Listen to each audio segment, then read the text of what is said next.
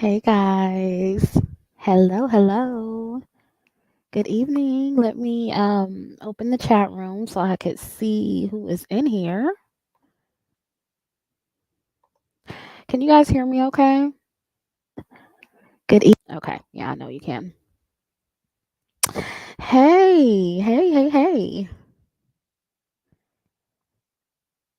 The trolls are just already here, aren't they? They don't have anything else better to do. Hey everybody.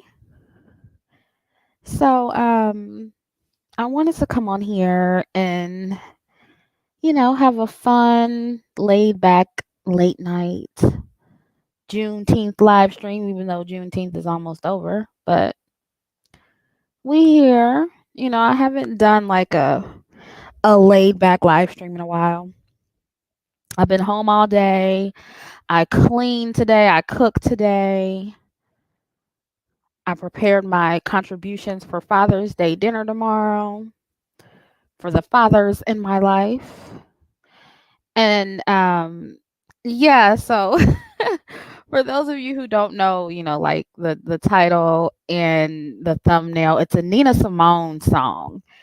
And while I was cooking and cleaning, I always listen to music, and I listened to Chloe Bailey's rendition of Feeling Good by Nina Simone. And I watched her performance. A lot of people are talking about it. She did a performance of the song on ABC's Juneteenth special. I didn't watch it, but I did watch the performance. And so like a lot of people are talking about it. It's very controversial. And it's like it seems to be split down the middle. Like she's getting a lot of mixed reviews. And so I kind of wanted to talk about that and then just whatever else y'all want to talk about. Hey, hey everybody. Yeah, I'm chilling. I ain't doing nothing. Why does my mic sound weird? I don't know why it's doing that. The performance was on ABC of Chloe Bailey from Chloe and Holly. She's going solo. So she's breaking out on her own and she's really excited. She's really excited. Yeah, I didn't think, well, okay, here's the thing. Let's talk about the song first. I'll talk about what I like first, okay? Cuz y'all think I'm just so negative. But I really liked Chloe's version of the song. Like I and it was a lot. Like she put a whole bunch of BGVs in there, background vocals, and a whole bunch of harmonies, but I like that. I like that it was a lot. And I liked how she flexed her vocal range at the beginning with those alto notes. That was the shit. But the song is not as jazzy as the original, but I don't mind that. And if you're comparing, I think a lot of times what we do, and which is normal, but we compare the remakes of the originals, and it's like it's not, you're never going to really like the remake as much as you like the original. Usually you're not going to like that. So I try not to compare, but I really like her version of it. It's not as jazzy. um she went again really heavy on the background vocals and harmonies, but I didn't mind that. I never really care if it's overdone, if it's done well, and hers was done really well. And personally, I am a sucker for those kind of intricate background vocals and harmonies, and that's personally what I loved about the song. I can see why some people would think it was overdone, but in this case it was overdone in a good way, in my opinion. And I noticed how she used her voice in place of a lot of the instrumentation that was on the original. I thought that was creative and a good way to like make her version creative.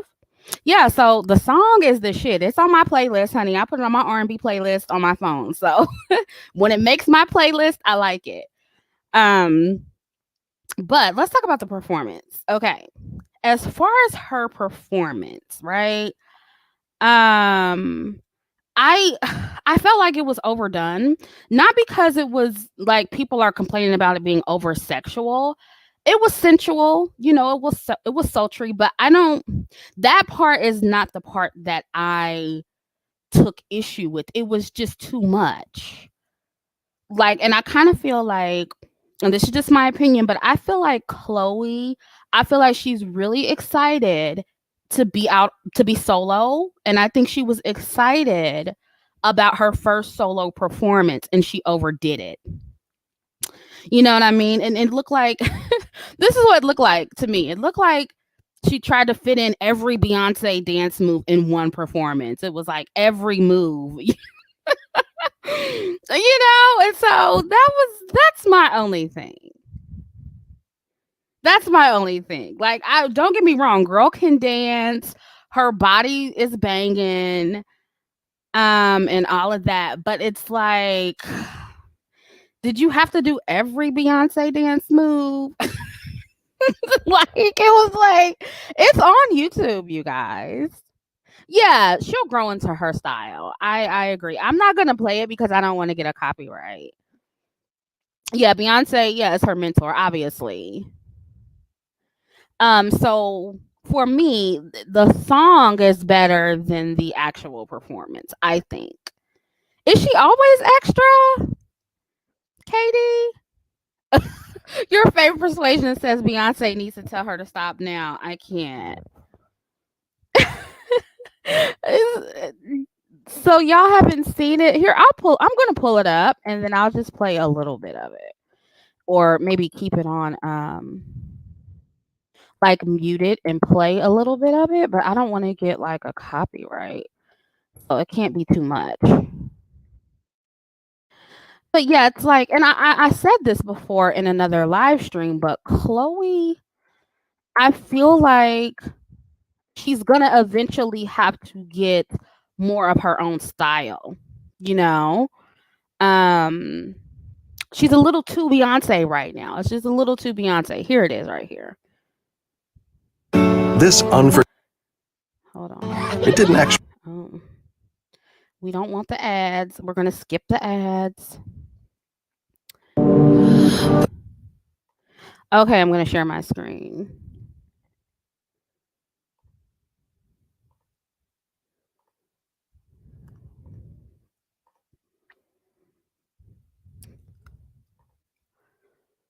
Can you guys see the screen? Here it is. I mean, come on. This is like totally Beyonce, down to the whole cat suit and everything. Um,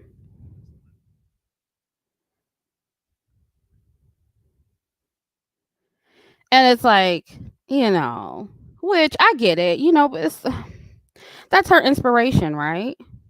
Yeah, she has her own thing going too, but I want to really like show you guys some of these moves where she was like on the ground.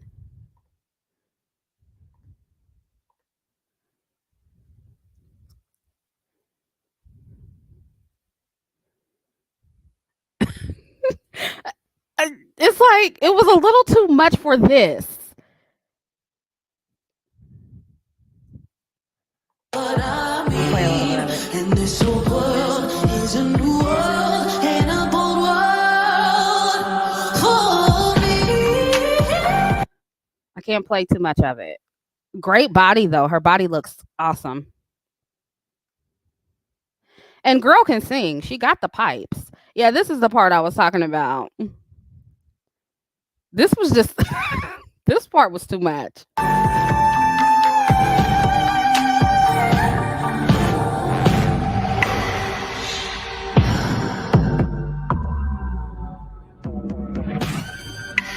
Totally Beyonce. And it was good.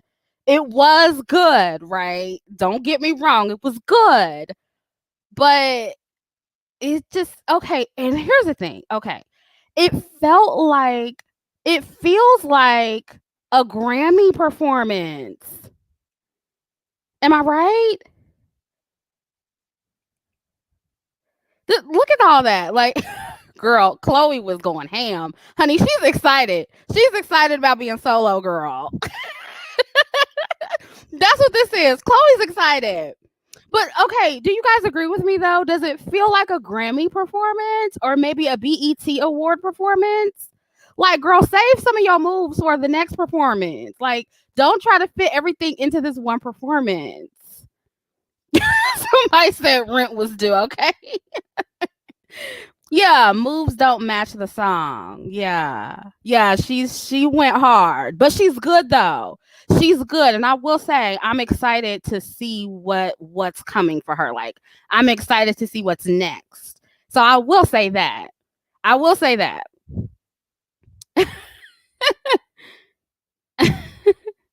Yeah, she looks good. She looks great. Yeah, Chloe's passion. Yeah, 110%. 100% agree. Yeah, it puts you in the mind of Normani too. Yep. But her and Normani both are influenced by Beyonce very heavily. Yeah. But I really like the song, and my favorite part of the song, let me see if I can find it.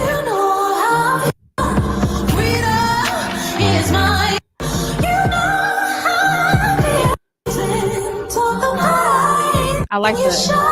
Here it goes. This third verse is everything to me. I love this third verse. I'm just gonna play a little bit of it.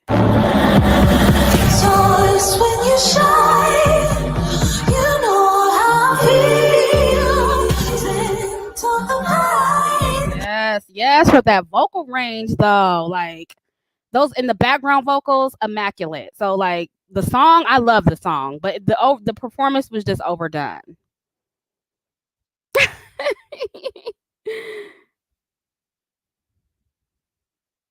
Yeah, vocals are perfection. Like you can't really take that away from her. So yeah, that's my opinion on that. Hopefully I don't get a copyright strike. I didn't play that much of it, but yeah, vocals are off the chain. Yeah, she does all her that's her in the background. She does all her background vocals. Oh, in the beginning, I'll play the beginning where she did that alto note, girl. You know how I feel. You know how I feel. On birds flying high. You know how sun in the sky. You know how I feel. You know how I feel. It's a new dawn. Oh, here it goes. It's a new day. It's a new life for me. Yes, that note is everything, honey. She sound like a man. That alto note, that was so good. Yeah, I like it. I like it. Yeah, her vocal range is off the chain. Yeah, she sounds like a man in a good way. So yeah, I will say I'm excited to see what's next for her. Yeah, low register off the chain. And I was thinking that too. I'm like, where is Normani? Like, what is her team doing? She needs to fire the whole squad, the whole team, because where is her album? Where is Normani at? It's starting to piss me off.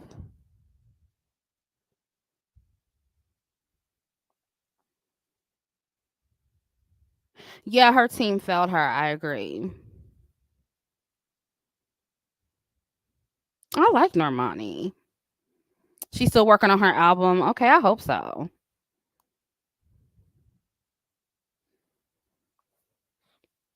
I hope so. How are y'all sick of Normani when she hasn't even like been out there like y'all kill me.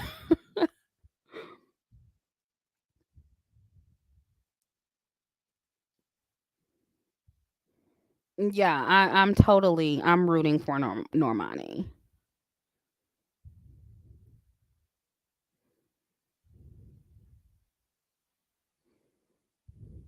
What's up with the hate? The hate for Normani? What did she do to y'all?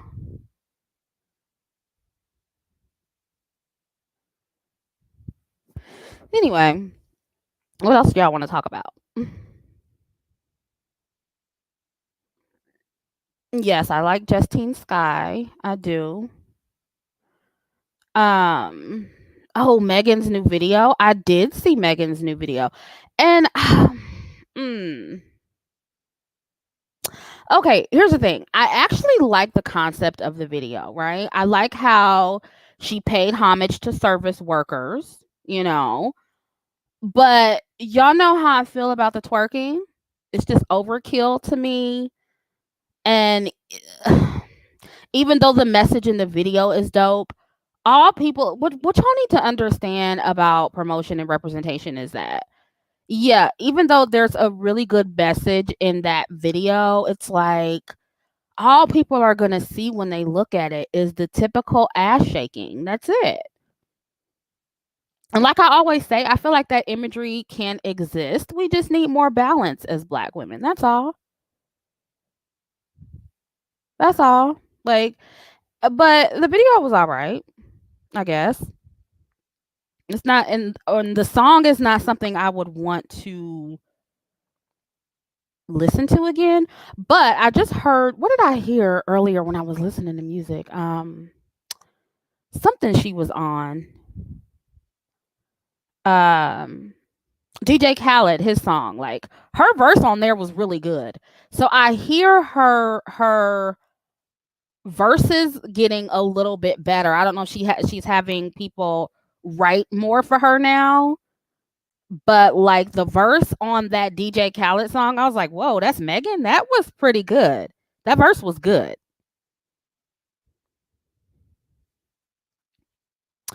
Um, yeah, okay. Doja's video. Okay. Well, Doja's new song. Are you talking about the one with SZA? I think that's the one you're talking about. The video or the song with SZA, and okay, I found out what I don't like about Doja Cat. And I know there's some Doja stands. I know y'all love Doja, but here's what I don't like about Doja. I don't like the way Doja raps. Everything else I like about her. Like I like her singing. The girl is good at writing a melody, a hook, real catchy, and she's versatile with her music. But the rapping, it sounds like she's trying a little too hard to sound like Nicki Minaj. You know what I'm saying? Yeah, she's a pop singer, but I know like now it's all about, I'm going to show you everything I can do. I can rap, I can sing, I'm going to do it all. And but it's like Doja, we didn't like in Kiss Me More, we didn't need that rap verse. Like everything else could have stayed. We didn't even need a rap verse in that song, you know? But the hook and everything is good. Like the hook, the verse is good, the melody's good, it's catchy. So it's like it's kind of like when the rapping came in, I was like, womp womp. That's when the song went downhill for me. But I kind of like that song, you know. So I said the rap verse didn't even make sense. It just Doja, you don't have to rap on every song. That's all.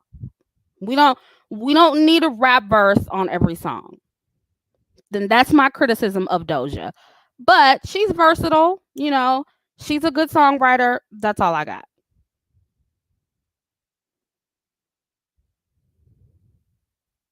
And to be honest with you, I mean y'all say I hate on light skinned rappers or singers or whatever, but I honestly like somebody who's like in her league to me and I enjoy her album better is Kehlani. I like Kehlani's album better than Doja's. Sorry. There's a couple songs on Doja, and I'm talking about what is that album? The Pink Print album, whatever that is. And again, like Pink Print, it's too Nicki Minaj. Isn't that the name of it? Pink, it's Pink something.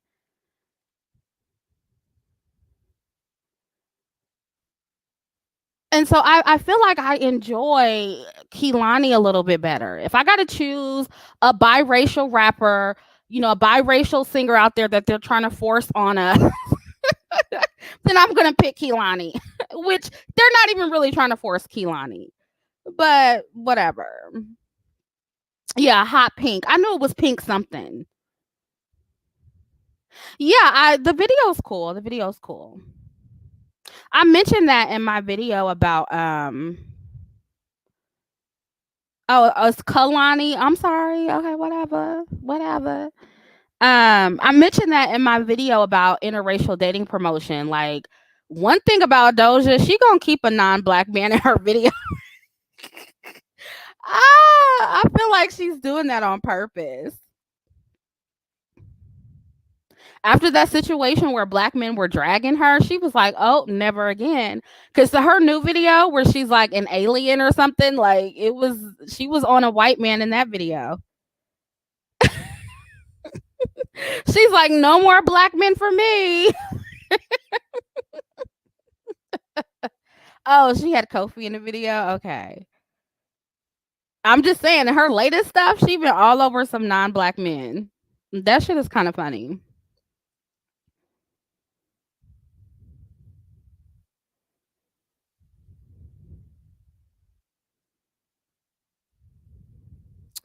Princess Lioness, thank you for your donation. She said, "Who do you think is better, Doja or Megan the Stallion?"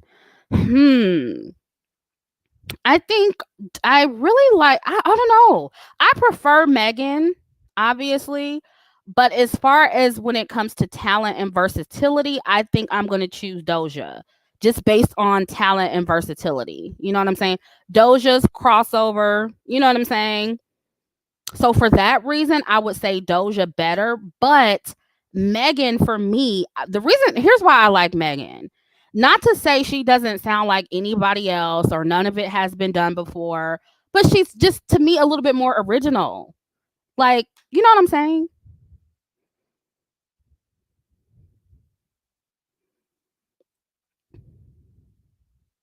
Yeah, Megan is a one trick pony. I agree with that. She is.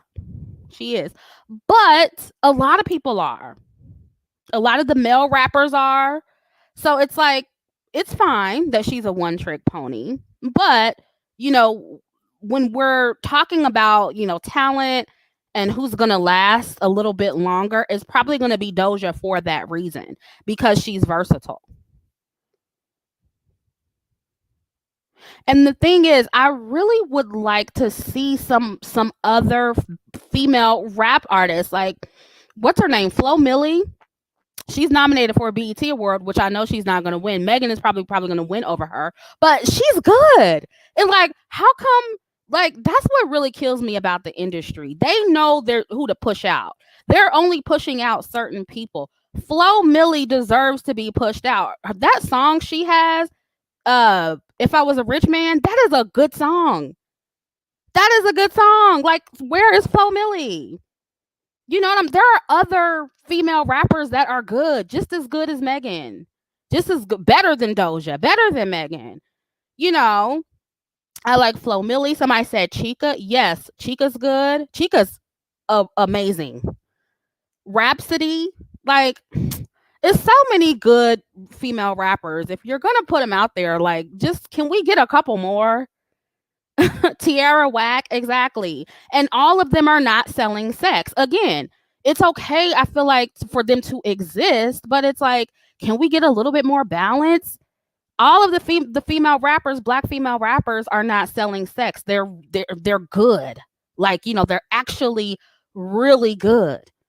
But this is the music industry we're talking about. So it is what it is.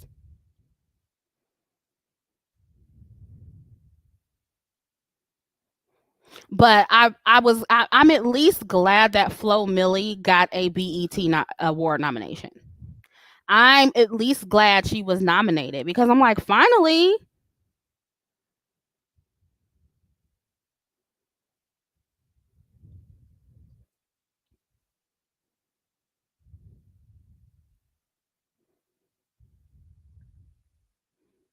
Chica don't like African Americans. What happened with that? I didn't hear about that.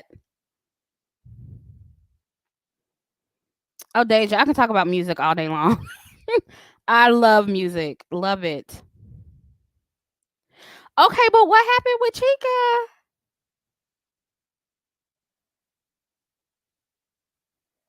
Because girl, I didn't know.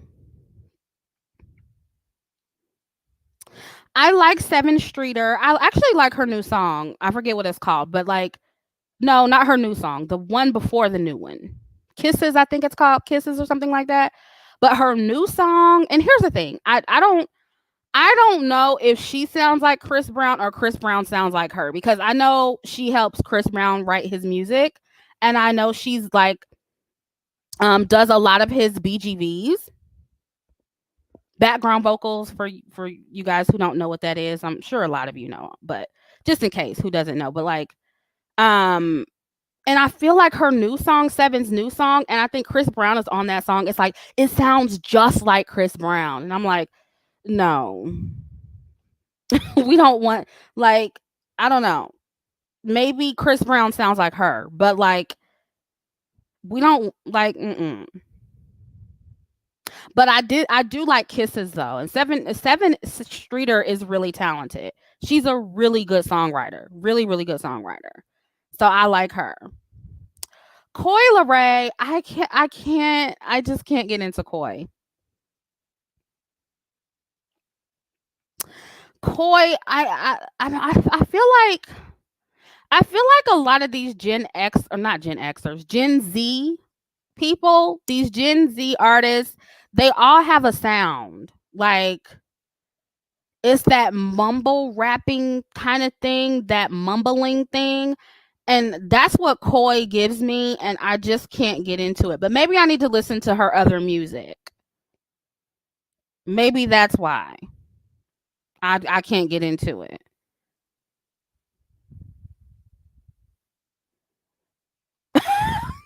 Ashley said Coy is a definition of light skin privilege. She's fucking terrible. Yes, she's just not that good. But okay, maybe I need to listen to a mixtape. And I'm not gonna that's not my final judgment on Coy because I haven't listened to her body of work. So that may change. But from what I've heard, uh. And again, to me it seems like it seems like she appeals to the Gen Xers. You know what I'm saying? Or I keep saying Gen X, Gen Zers. You know, like she's popular with that crowd. It's like that's her sound. You know, they definitely have their own sound. Yeah, mumble rap with illiterate lyrics. Exactly. And I don't know. I'm not there yet. I'm not there with the Gen Zers. I'm not there with y'all music like that. Yeah, yeah, I saw that her dad is Benzino because they had got into it online or something like that. Yeah, I saw that. And then after I found out that that was her dad, I'm like, wow, she looks just like that. She got his whole face. Like as soon as I heard that and I looked at her, I'm like, dang, she looks just like him.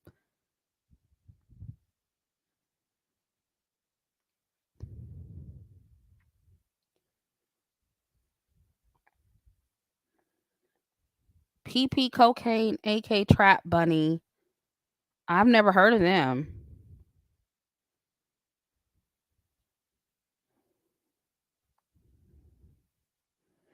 I didn't like Dage Loaf either.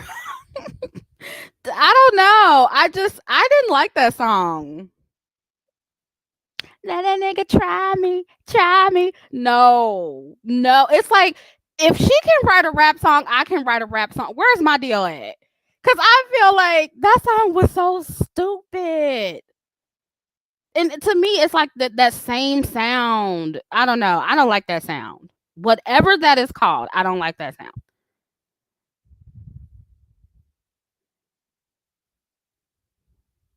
But she's really pretty though. I think Deja's really pretty. Oh, I love her. I love her. Like I've already talked about her before. Even though I really didn't like her EP that well. I think it's her EP. Yeah. But I do like her music though. Chrissy, did you see SZA's concert event Thursday night? No, I didn't see it.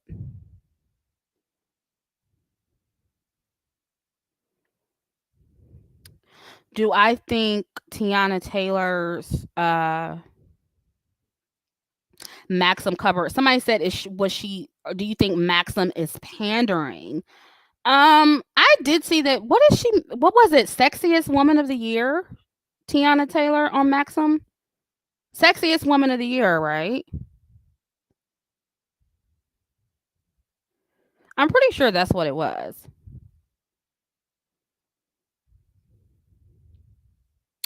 Um, I first of all, Tiana looked great in that photo.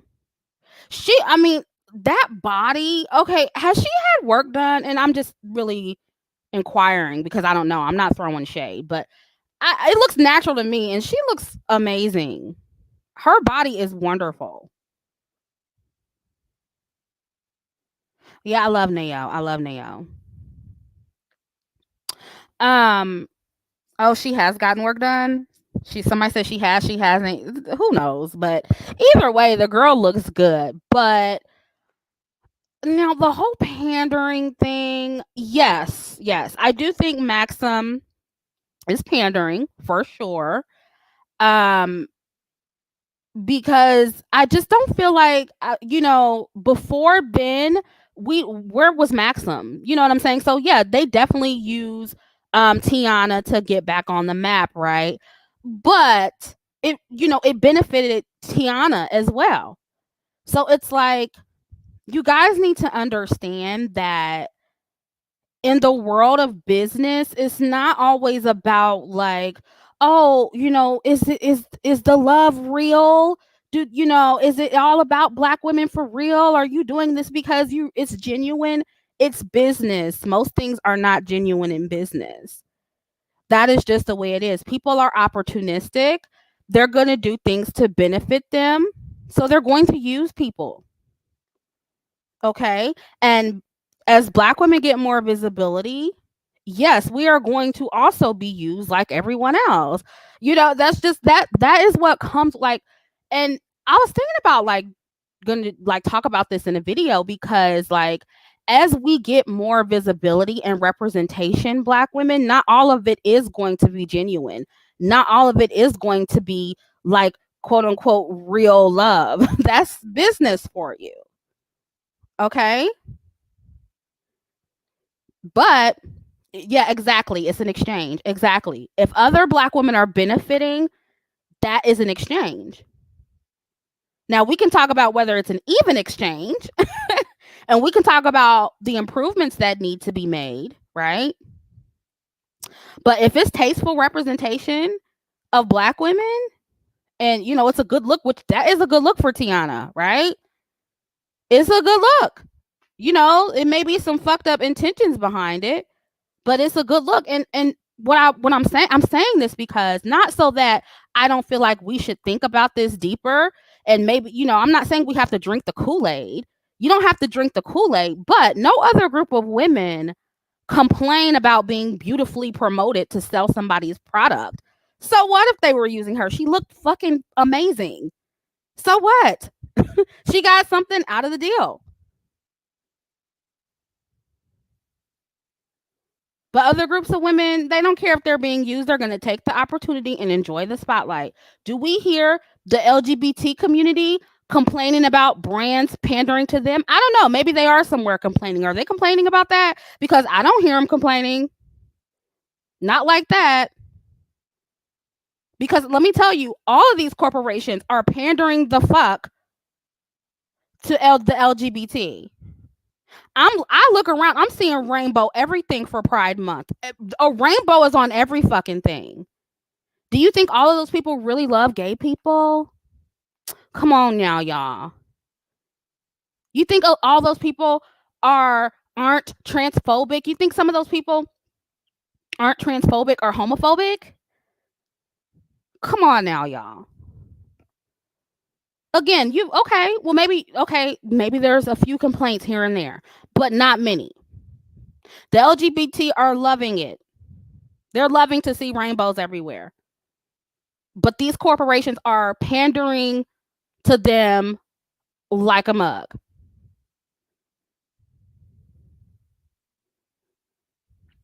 Yeah, it's about money. They love money. Exactly. They ain't real worried about the LGBT like that. They don't love them like that. They love that coin. And again, I actually agree that some of these corporations are pandering to black women, but the key is to keep in the back of your mind, what's happening. Yeah, you can be aware of it, but still accept the promotion. Just accept it still. Just because someone is pandering to you doesn't mean you have to fall for it. Doesn't mean you have to believe they're out here promoting you out of pure love and dedication. Like, duh. Most people who are doing that are not gonna, it's not genuine. Pandering is not something you're going to escape in marketing promotion. I'm sorry, black women, it's not. And I know because we're not used to being promoted or represented as in a good light, in the way that we want to see, we're not aware of that. But I'm just telling you to keep that in the back of your mind. Like, it's going to happen. Everybody panders to sell things. So it's like, that's just what it and what are you gonna do every time a corporation sell something with a black woman on it? Are you gonna complain about them pandering every single time? No. Accept your promotion and keep it pushing. Doesn't mean you have to drink the Kool-Aid. Yeah, I know Teyana's brown skinned, but she's still obviously an unambiguous black woman. So yeah, that's she's still a good look for black women. That photo and that spread, that's a good look. That was cute. That title, that's cute. Rainbow doesn't stand for LGBT. What does it stand for then? The reason why these companies are using the rainbow in their logo is for Pride Month.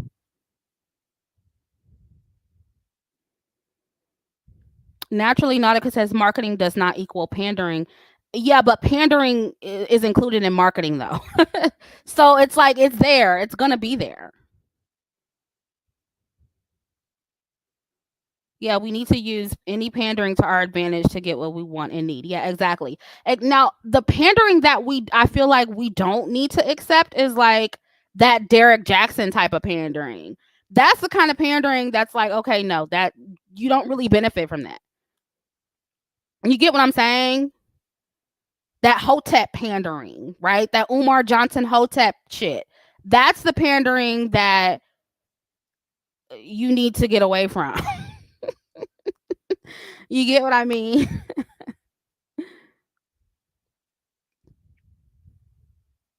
Yeah, her body is incredible.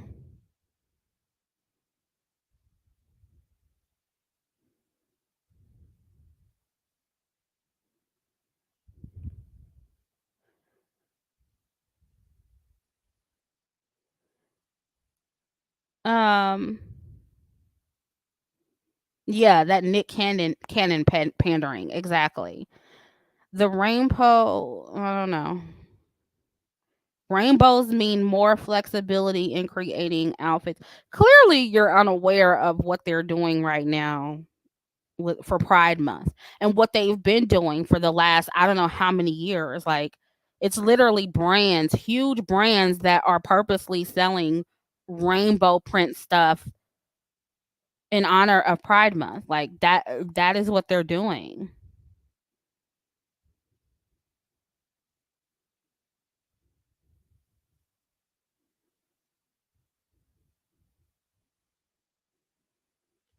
So,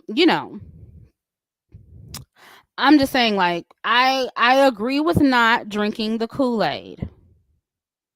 Don't get me wrong. I agree with that.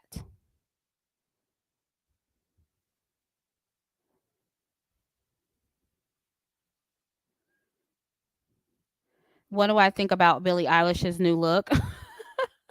It's funny because I'm pretty sure. Do y'all remember that live stream I did when I don't know how Billie Eilish came up, but I was talking about how I feel like she's a fake stud, or I'm sorry, she's a fake butch because one of y'all put me in my place and you said that stud is only used for Black lesbians. I didn't know that. I didn't know that. So the white lesbians who are masculine presenting are butches. The black ones are studs. I didn't know that. So yeah, correction. Billy, I always felt like she was fake butch. And I knew that girl was not like, and look, I get it. She's gonna change. She's gonna evolve. And who didn't see that coming? Somebody said, I'm sorry, butch. That's like a masculine presenting lesbian, right?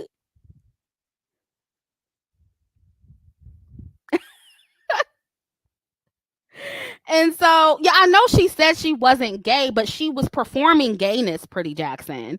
Like she was on that, her, like her Instagram, like feeling all up on girls. And maybe she's on the spectrum. I don't know. Maybe she's, gayish or whatever. But I always felt like she was performing. And I know she also suffers with body dysmorphia too. So maybe that was a reason she was dressing like that. But anyone with the brain saw that switch up coming. And on one hand, I think Billie, she's just like any other white artist that appropriated like the black American aesthetic to appeal, to be more appealing, to be more cool. You get what I'm saying? Like that's what I see from Billie. And now that she's a megastar, she's trying to move away from that. You notice how they move away from that once they get enough money? So it's like, we see you, Billie. We see what you doing, Billie. We see you, girl. She looks cute though. I think maybe she should work on, if she's trying to move into that more feminine lane, like she needs to get maybe a what do they call them, etiquette coach, so she can have like more feminine mannerism, because she can't be dressed all cute like that and still acting like a little boy. You know what I'm saying?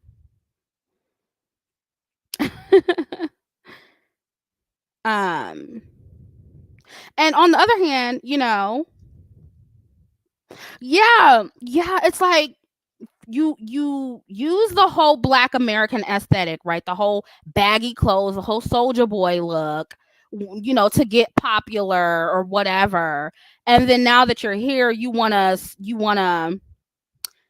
be like more elegant and more pristine, like, the pristine white girl. I don't know. That's how I see Billie. She's good though. She's really talented.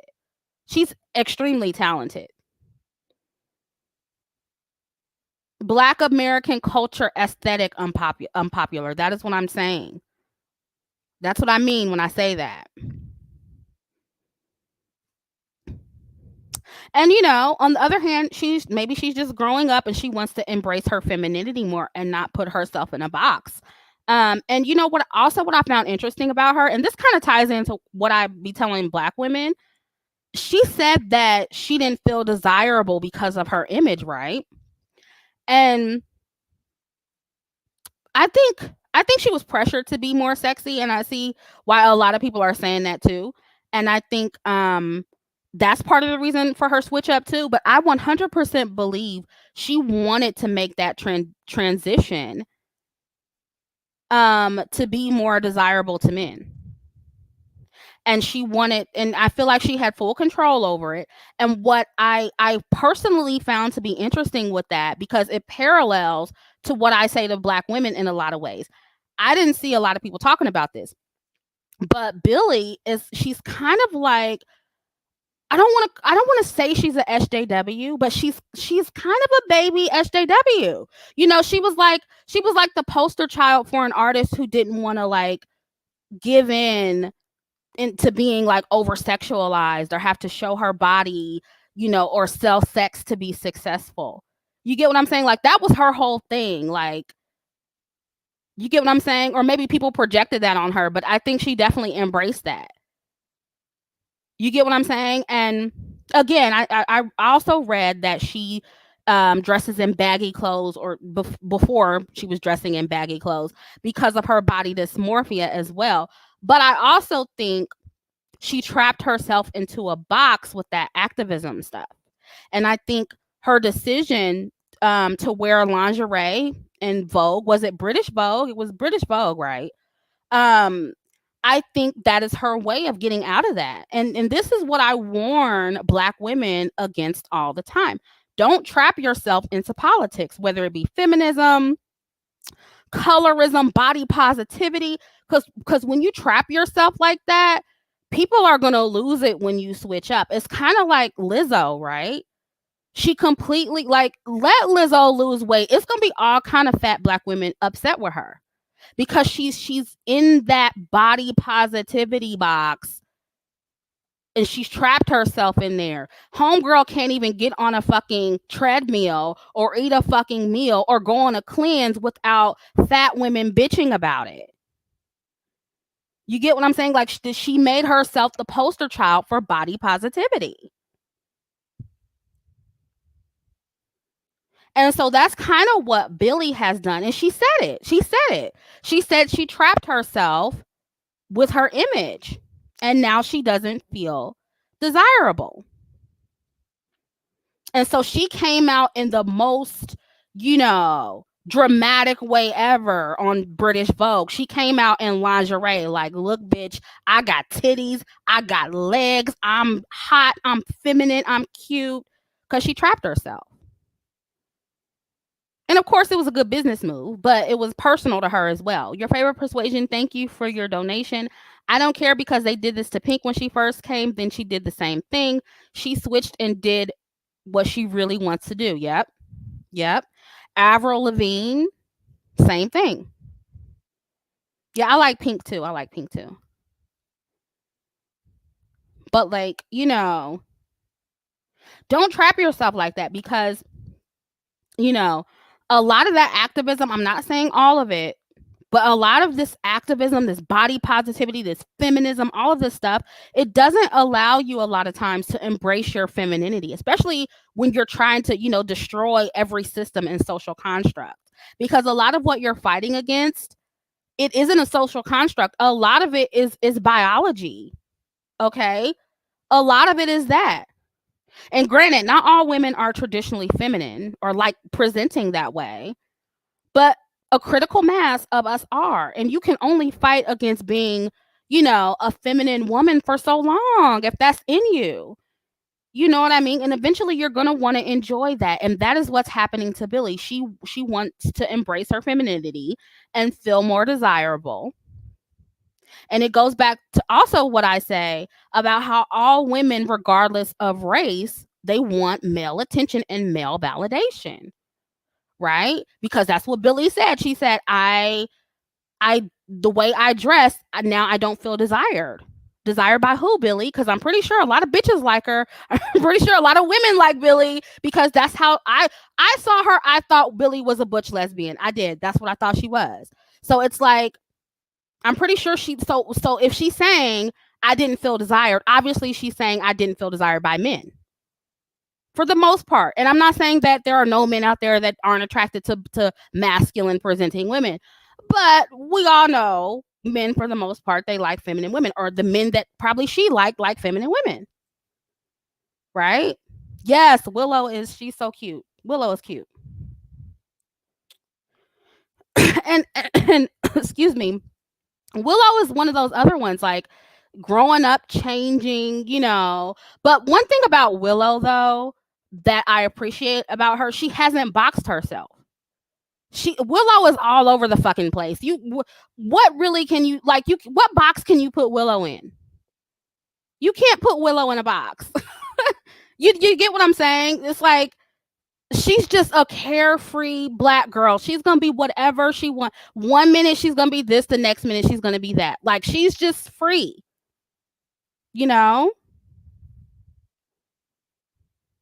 Yeah, you cannot box Willow. You can't.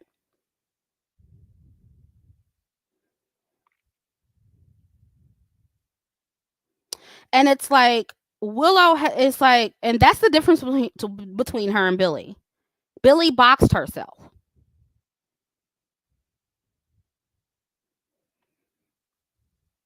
And, again, I said it before, she's like, and I feel like with Willow, Willow, I don't feel like she's like performing. Like, and that's what irritated me about Billie. Billie seemed like she was performing bisexuality and performing lesbianism, pretending to be a butch lesbian. With Willow, it looks real. It looks like she's sexually fluid and that's just what she is. It looks real. It doesn't look performative. And again, maybe for Billie, some of that is in her and she wants to feel desired by women and men. But I don't think she would be complaining about not feeling desired, if she consistently presented in a way that most men found to be attractive, and that is traditionally feminine. So of course she's gonna go from, the baggy clothes to the lingerie so she can get that male validation that she wants and that male attention that she wants, right? She doesn't want to be in that feminist, anti-sexualized, asexual, whatever she was doing. She doesn't want to be in that box anymore. And a lot of feminists honestly were mad about Billie doing that. She got some pushback for coming out in her lingerie like that. So that's what I'm saying. Like, I hope it's going to be bad for Lizzo too. Let Lizzo lose weight. It's going to be bad for her. Because once you put yourself out there a certain way, people want you to stay in that box. And the moral of the story is just don't trap yourself into politics, ladies. That's it. That's the moral of the story. Princess Lioness says the unfair thing is that Lizzo doesn't do the body positivity / love yourself any more than skinny artists do, but her being big is why all people say, I don't know. I feel like she does it a little more so. What skinny artists are talking about body positivity as frequently as somebody like Lizzo? And look, here's the thing.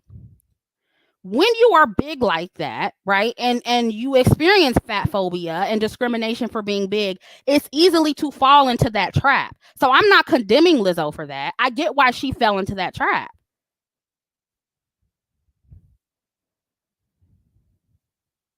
And look, I don't know.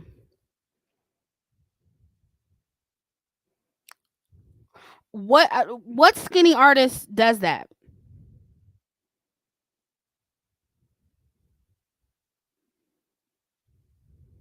Okay, so she toned it down. Okay, well, good. I'm glad. And I mean, the same thing happened to Monique when she lost weight. She had to defend losing weight too.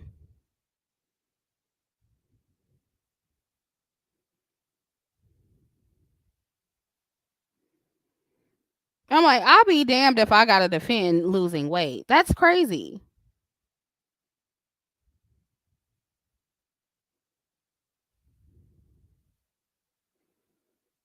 Yeah, yeah, Adele. Oh my god, Adele.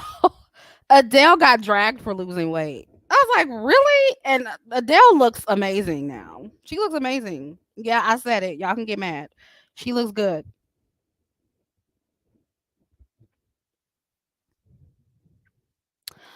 I don't know. Yeah, Janelle is bisexual, I think. She's with what's her name? What's that girl's name? That actress, I forget her name. She's with her. Your favorite persuasion says that's why Adele is hiding right now. Is she hiding?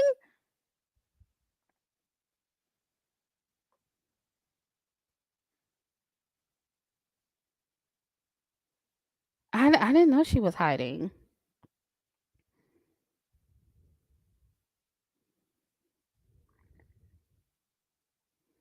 Adele is preparing an album.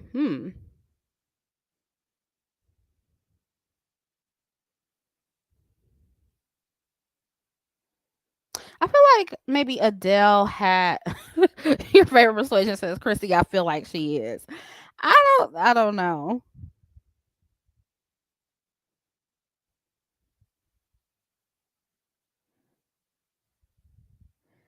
I said Adele looks weird skinny. You think so? I don't. Tell us about your relationship. I don't think I'm gonna do that. Cause y'all, it's too many people that be running with stuff, and I don't have the time, girl. But just know I'm dating. I'm out in these streets. I'm on my worst behavior, and I'm having a good time. I'll tell you on another day. I don't know how much I want to share. I don't. I don't know how much I want to share.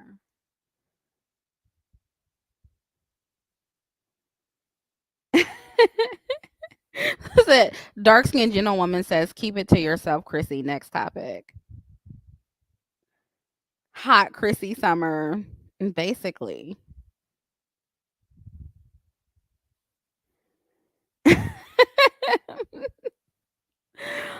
Yeah. Yeah. I'll say this one thing. Um I don't know if I know I'm not gonna say it. I'm not gonna say it. But I'm single until married, and for somebody who's a single person and who's dating.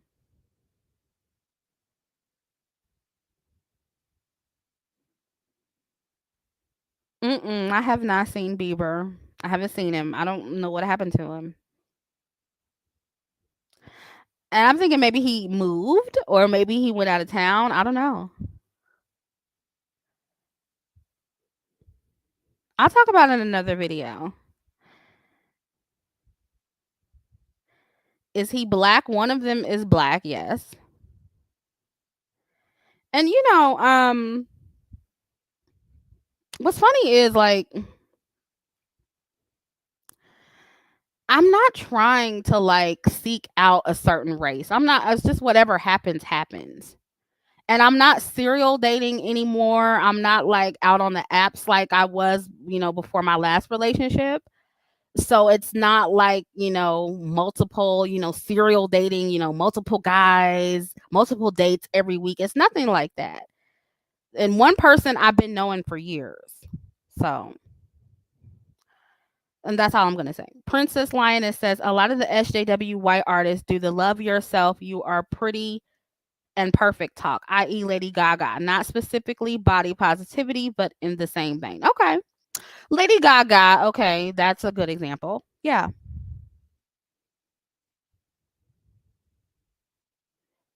Chrissy and her ex are still dipping. Okay, let me tell y'all something. Because, I see a lot of gossip like about my love life, right?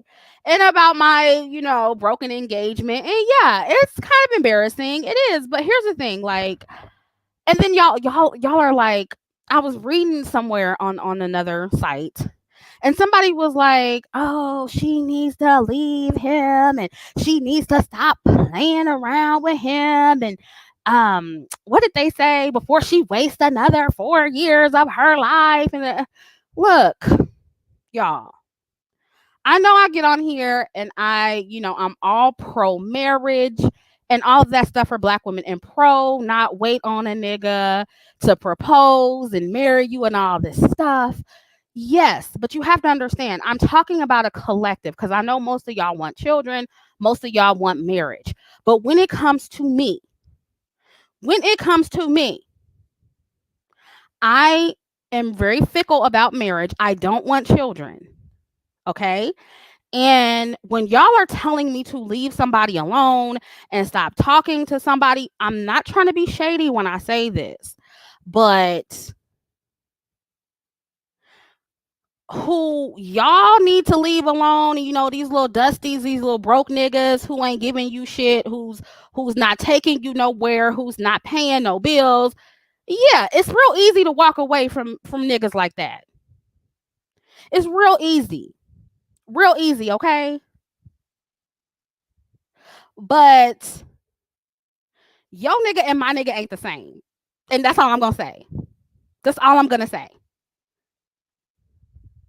Okay? We not talking about Pookie from 34th Street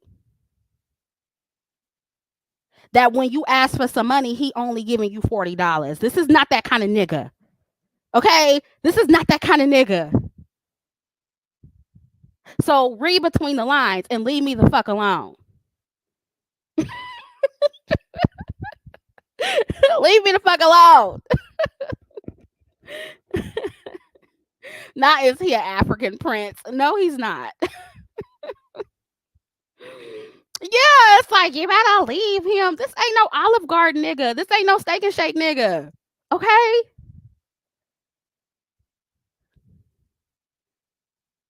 Dang. And he's a good person. And his flaws, the flaws that he has, is not because he's black. It's because, they're his regular man flaws. Has nothing to do with that. Get you a white man, Chrissy. Get you this, get you that. Look, I'm going to go where the money resides. It don't matter if it's from a black man, white man, Asian man. It doesn't matter. And obviously, other qualities are important. It's not me saying that other qualities are not important because they are.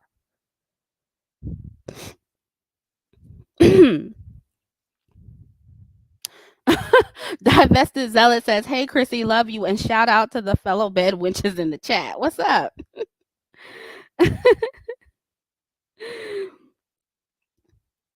MJ says, "I feel you, Chrissy. I wouldn't fumble my bag either. Laughing my ass off. Men who handle business are rare. Yeah, and not even that, but just generous men. Generous men, men that you enjoy their company. We're just not, you know, compatible to be together for the long term. And it's not like I'm waiting on him to get it together or anything like that. I'm still dating somebody else too. So, but the way y'all talk about me, it's like you would think I was like stuck in an abusive relationship. No, that's not what this is. Nothing abusive about this. And when y'all talk, oh, she said she was gonna go to therapy. Well, yeah, yeah, I was. I was thinking about doing that. Yes, I was, because this man, he's on his way to becoming a millionaire, and I'm not exaggerating. He's doing really well financially. He just has an issue that I can't get over. That's a deal breaker for me. He has a vice that I can't deal with. And honestly, again, that's not a black man thing. People deal with things all the time. So, as far as should I marry him? I know I shouldn't marry him. But just going out with him, having a good time with him, that's harmless, you guys. It's fine. He's not hurting me. He's not abusing me. Nothing. No, he's not bi. I can't, I can't with y'all. That's what I say. Is he bi? No, he's not. Y'all are so funny. He's 3 years older than me. No, he's not snorting crack. It's not. It's not that serious. No, he's not on. He's not on any hard drugs or anything like that. And y'all are so funny. But yeah, he has issues, and I'm just not willing to deal with it. And that's all I'm gonna say. I've said enough, and that's all I'm gonna say. And you're never gonna, hear me get on here and shit on him or, talk bad about him, because I don't think he's a bad person. He's just dealing with shit. He's not perfect. So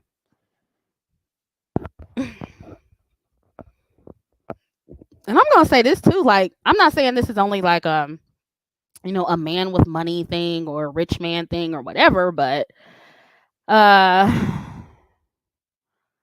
a lot of men of means, or like, sometimes they have issues, y'all. Like, it is what it is, and I've talked about that before. I mean, when you have money, um you have access to a lot of things, you know. No, he's not a cheater. No. No, he's not controlling. Chrissy sometimes. No, it's not porn. Not a porn addiction or anything. No. I like porn. But no, he's not addicted to porn. Y'all are never even if you guess, I'm not going to tell you, but these are the wrong guesses. Excuse me. No, he doesn't want kids. That's why it's so unfortunate, because we both don't want kids. It's like we're so compatible with other things. Y'all are stupid. Do y'all have any other questions? I'm not answering any more questions about my relationship. I'm not doing it. Any other questions?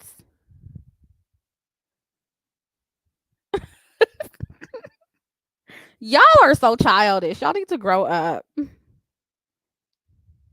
I don't know what Candace Owens said about Juneteenth. What did she say?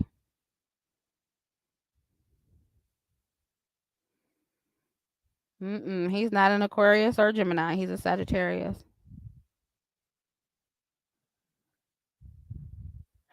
Um,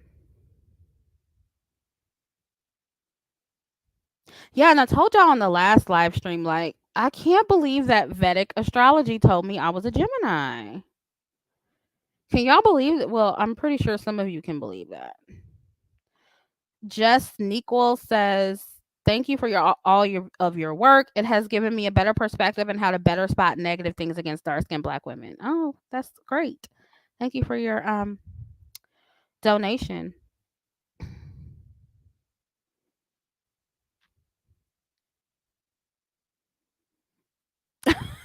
Sag men will ruin your life. Really?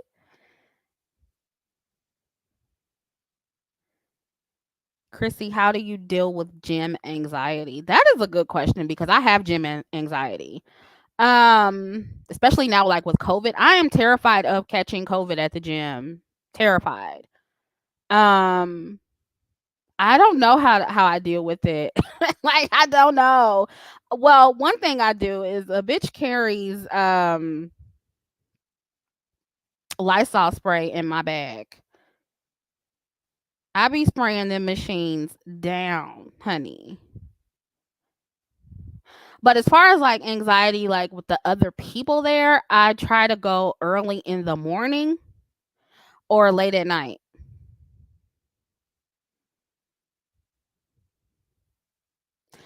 You know, even if you're vaccinated, you can still catch COVID.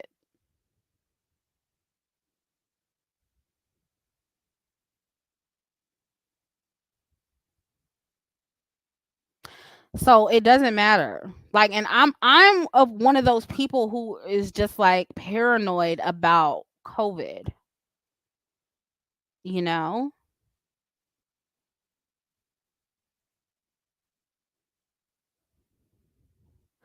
So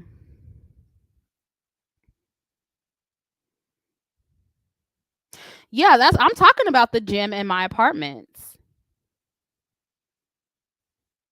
It's still anxiety inducing.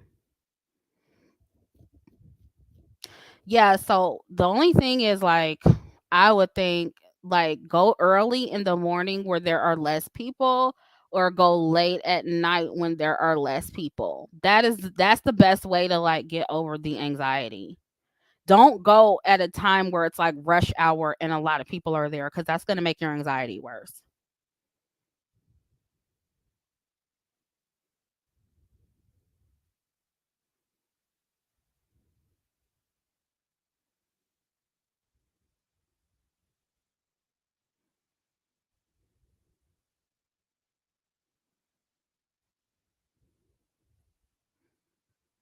Is multi dating a good idea if your man is taking too long to propose? Yes, serial date. Jamaican chick, thank you for your donation. How do you feel about Black women rejecting men and getting seriously harmed for rejecting them? Look, there's gonna have to be some creative ways to reject men because they really are getting crazy out here. Um, and it's a shame that women even have to do this, but if there's a way that you could just be like, as friendly as possible and just like, yeah, I have a boyfriend. Just tell them you have a boyfriend. And I know some of them don't care. They'll be like, "Oh, well, can you have friends or whatever?" No, no, I have a boyfriend.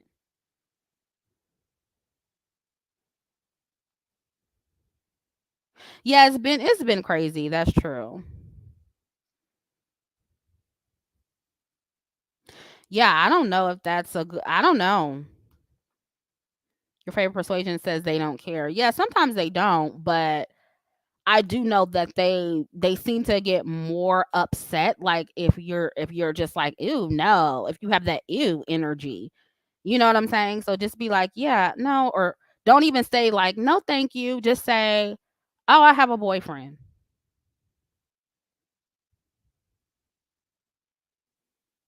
Okay, well, give them a fake number. That's fine too. But what if they call the number while you're standing there? Then what? Or before you walk away?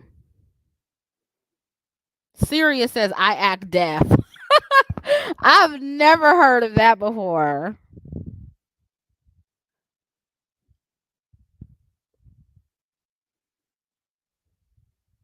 Like I said, act like you have a mental disability. Does that really work? Huh. Give them a burner app number. Okay, so okay, if you give them your Google Plus number, then you have what are you gonna do? Change it after that? Right, because I've had that happen where a guy is like, can I get your number? And you give him the number and he's like, okay, I'm gonna call you right now and you can lock my number in type of thing. So a fake number that ain't gonna I don't know if that's gonna work in 2021.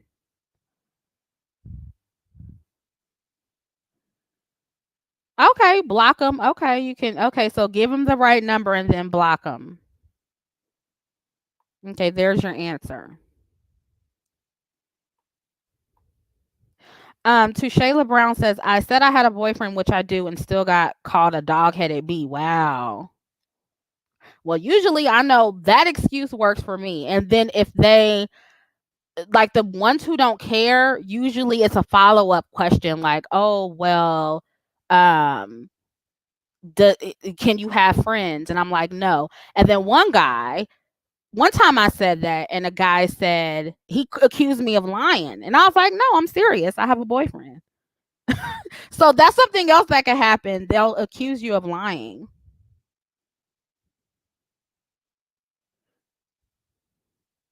But you need to always stay armed, have your weapon on you, and get away from them as quickly as possible. Okay, well, yeah, you can say husband too. But if you don't have a ring on your finger, they may accuse you of lying. And then I guess you could say, oh, well, I'm not wearing my ring today.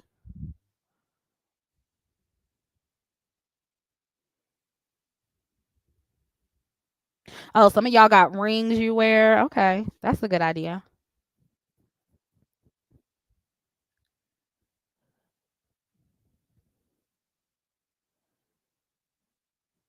McKee says acting deaf really does work. I did not know y'all was out here doing that. Yeah, it is annoying that women have to do this, but men are fucking crazy. It's too many crazy ass men out here.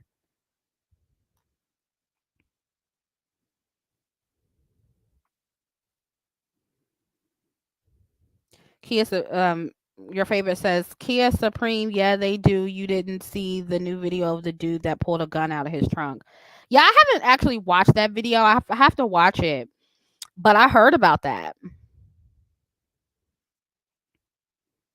I said, act like you're on the phone making a police report. Y'all are very creative. These are good.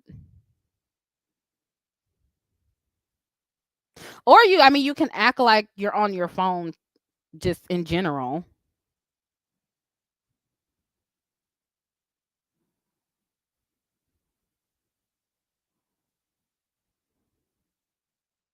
Yeah, I know that Paris did a video. I just haven't watched it yet. Yeah, I know you sent it to me. Your favorite. I know. I haven't watched it yet. That y'all don't think y'all understand. Those kind of videos trigger me. They put me in a really bad headspace. That's why I don't like making commentary on stuff like that. It's very rare that you'll see me do videos on that kind of stuff cuz it scares me. It gives me anxiety. It was a white woman. Wow. Headphones, yeah.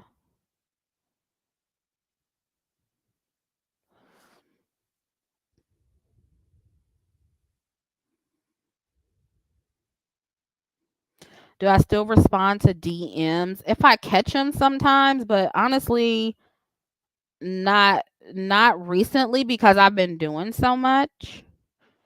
But after I launch the app, which is gonna, I keep saying it's gonna be soon, but it is really gonna be soon. Like the app is almost finished, and the website is actually already up. I'm pretty sure some of you have already seen that the website is back up, but it's still being updated. So, but you can go on the website and you could read the old articles; they're still there. And then after the app is finished, um we'll hire some new writers and stuff like that. So, and it's going to be, the new DDS is going to be a completely different vibe. So, well, not completely, but it is going to have like a VIP section where we can go and, talk privately, because I'm honestly like, I'm just going to be real with you. Like, YouTube, it's just like, I'm always going to do YouTube as long as, I have the time to do it. But like, the harassment is getting out of hand, and not just towards me. I'm just talking about black women in general. Like, we really do need a space, especially like dark skinned black women, because we talk a lot on here about colorism and everything else. We need a space where we can go to and have private conversations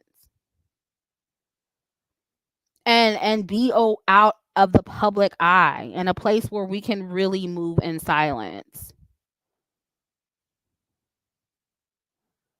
How was your studio session? It was pretty good. I'm actually working on some like covers. I don't know, maybe I'll let you guys hear one day. Maybe, I don't know. And I keep debating on whether or not I want to record a intro for the channel. I don't know. Tell them you're transgender. Wow. Well, what about the men who like transgenders? Some of them niggas don't care. They may be like, "Oh, word, that's what's up." I don't know. That might not work for everybody.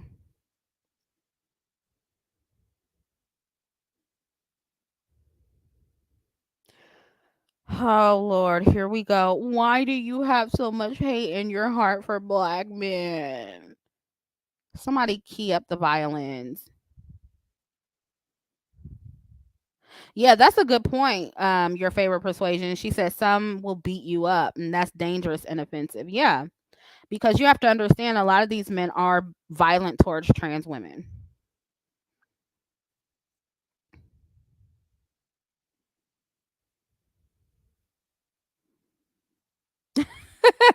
The violins.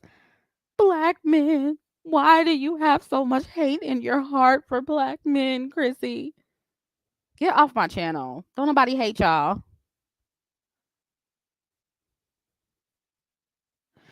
It's just, and that's the reason. It's like because they really think that you hate them if you're not always singing their praises. You just holding them accountable makes them think you hate them. And as y'all can clearly see with the last video I did and videos before that, I'm clearly not biased. Well, yeah, I'm a little biased because I'm a black woman. So, of course, I'm going to be biased towards women, but it's like, or biased towards men, but it's like, at the end of the day, if I feel like black women need to improve in some areas, I have never hesitated to say that. I have never hesitated to be like, ladies, you're being disingenuous, get it together. We should do this.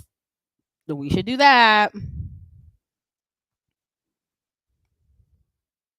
And notice they don't have nothing to say when I talk about women, black women, when I criticize black women. No, she too grew. You're mad. You're mad. Is this a woman or a man? Which one? Are you a woman or a man? Are you one of these pick me hoes that get mad if you have any criticism for black men? Is that what you are?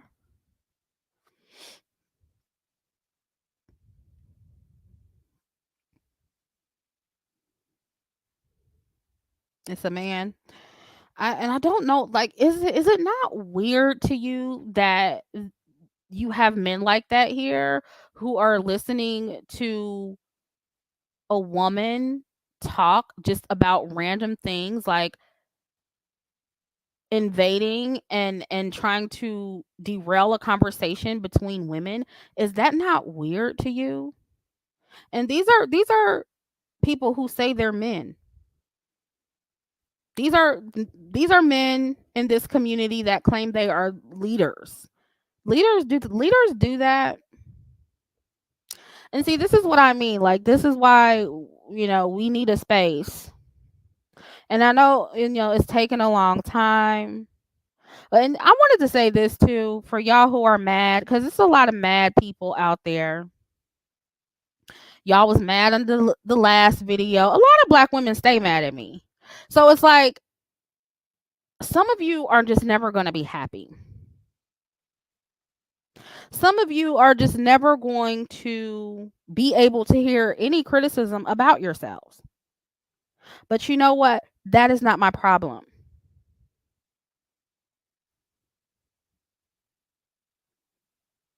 It's very weird and creepy. And they're becoming a lot more aggressive because of the divestment message. They're becoming a lot more aggressive because of that.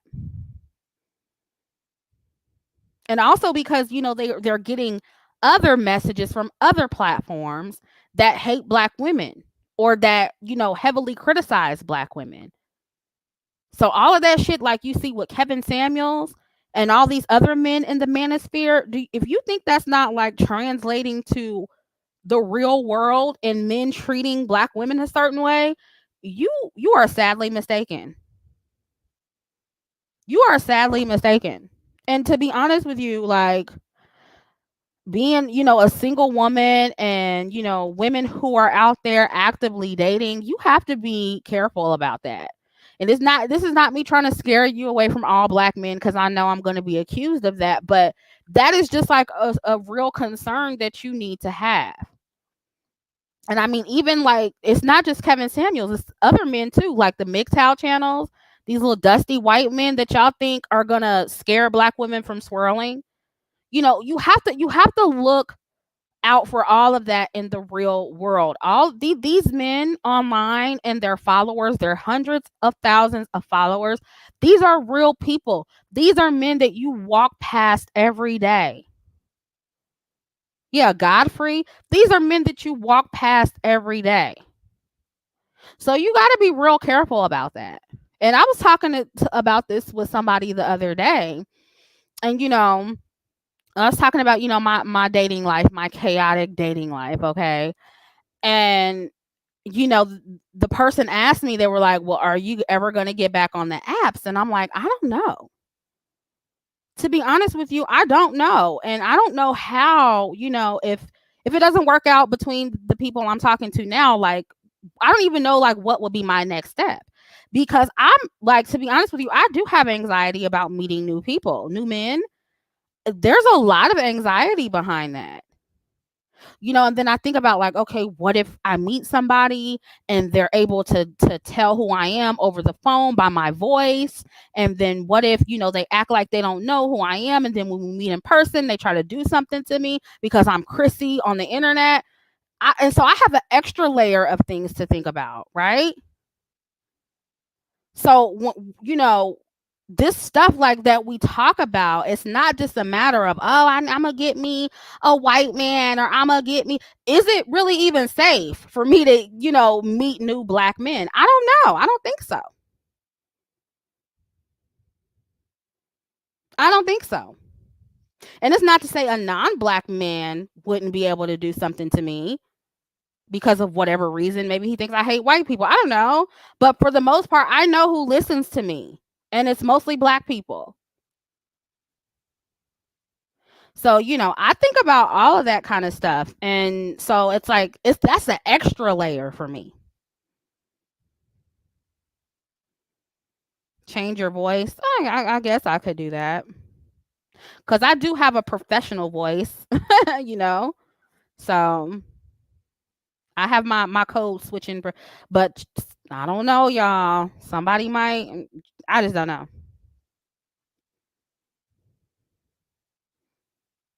No, I mean, even if I don't tell them I'm Chrissy, what if they recognize my voice? Is what I'm saying.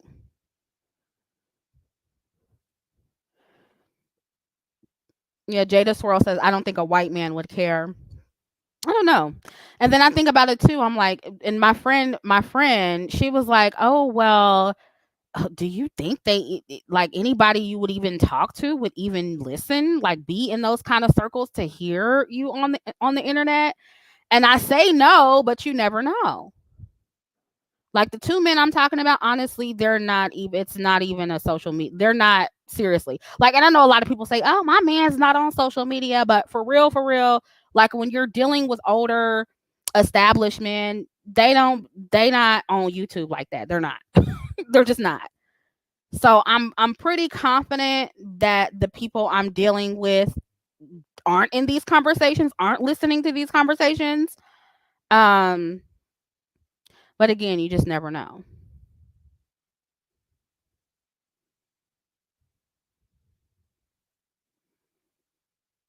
Yeah, the wealthy men aren't in these spaces. For the most part, they're not. They're really not. And not even just wealthy, but just men who are men of means. Even if they're not wealthy, like they're not in these spaces. They're really not. For the most part, they're not.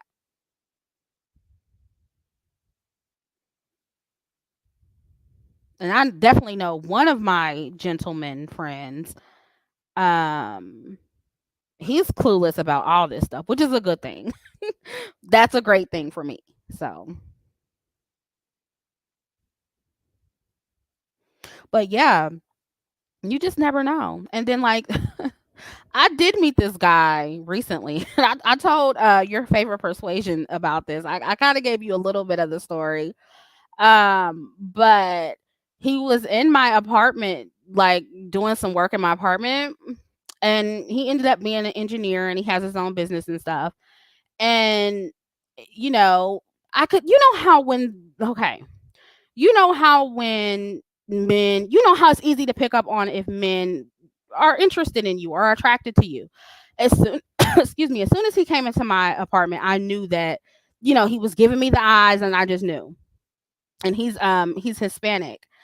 Really nice looking guy, really nice looking guy. And so and before he left, he was like, "Oh, well, I if you need, any work done, here's my card. You can give me a call." And then he put his personal number on the back and he's like, "This is my personal number. If you need anything, you can text me." And we all know what that's code for, right? And so I was like, "Okay, thank you." And so I wasn't going to contact him because I really wasn't that interested. But I ended up having to because something needed to be fixed that he worked on. And I'm not going to say what that is because you just never know who's listening. And so ended up texting him. And why did I do that? I ended up texting him and I was like, "Well, such and such is not working. Can you, come back and fix it?" And he was like, "I can come back in the morning if you need me to." And then his follow up text said, "And I apologize. I owe you a drink." And so that was like his green light to like, wiggle his way in and start flirting or whatever. And I knew he looked very, very young. And I was like, "No offense." I was like, "But I don't usually date younger men. How old are you?" You know? And this dude is 29. He's 29 years old. And I'm like, "Oh hell no. This is never. This will never happen." I was like, and he was like, "Oh, well, since when is 29 young? I can handle you." It was one of those things, right? And I'm like, "Oh hell no." And obviously I'm really not interested at that point. But my point in saying this was somewhere during in our conversation he asked for a picture. And I felt like that was a little bit too soon.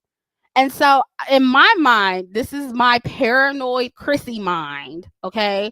In my mind, I was like, "Oh, he's trying to catch me up. He's trying to set me up." I don't know, but like, I don't know. Am I tripping? Am I tripping? I felt like he was trying to get me to send him a picture because he knew I was Chrissy and he was trying to expose me. Am I paranoid? Is that my paranoia? Is that what it is? He was a little. I mean, 29. Come on. Yeah, that's too soon. And he sent me a picture of him too. But he was like, you know, he was like, I would love if you could send me a picture. And that was after he sent his. And I'm like, usually it does not go that fast. You know what I'm saying? Usually, when somebody's interested, you strike up a conversation, you're talking, and then it kind of develops into that where it's like, you know, they eventually ask for a picture. But the fact that he asked so soon, I was like, yeah, I'm glad. So it's like, I don't know. Like, that's this thing about this internet shit. I don't even use my face and I'm paranoid. Like, and that's why I don't think I can do it.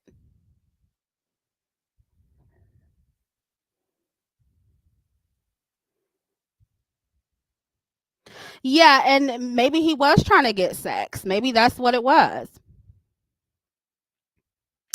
But I was just like, why would, and I was telling my friend about this, and she was like, well, the young kids, that's what they do. They immediately send pictures and they like to FaceTime, the first time they meet. And I'm like, okay, well, maybe.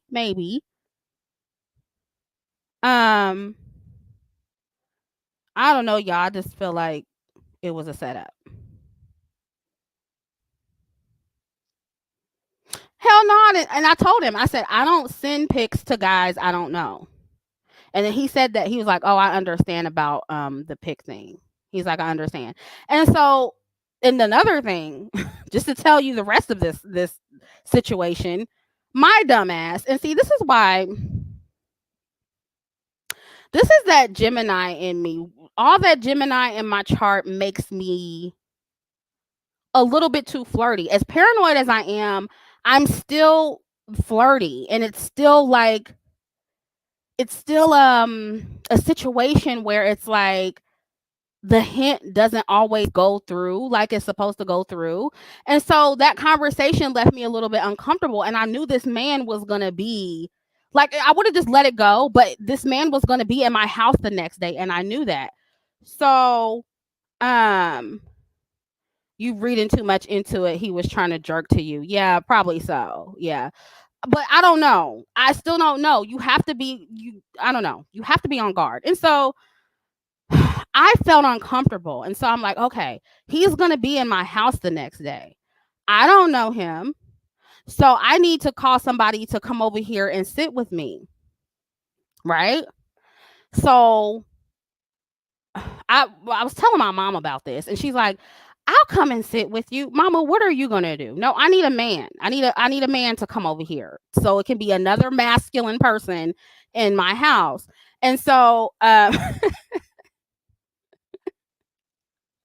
who did I call? Guess who I called to come over here and sit with me? I just want you guys to guess with my dumb ass. Just guess who I called to come over. Yeah, mamas be ready. My mama, she's very protective.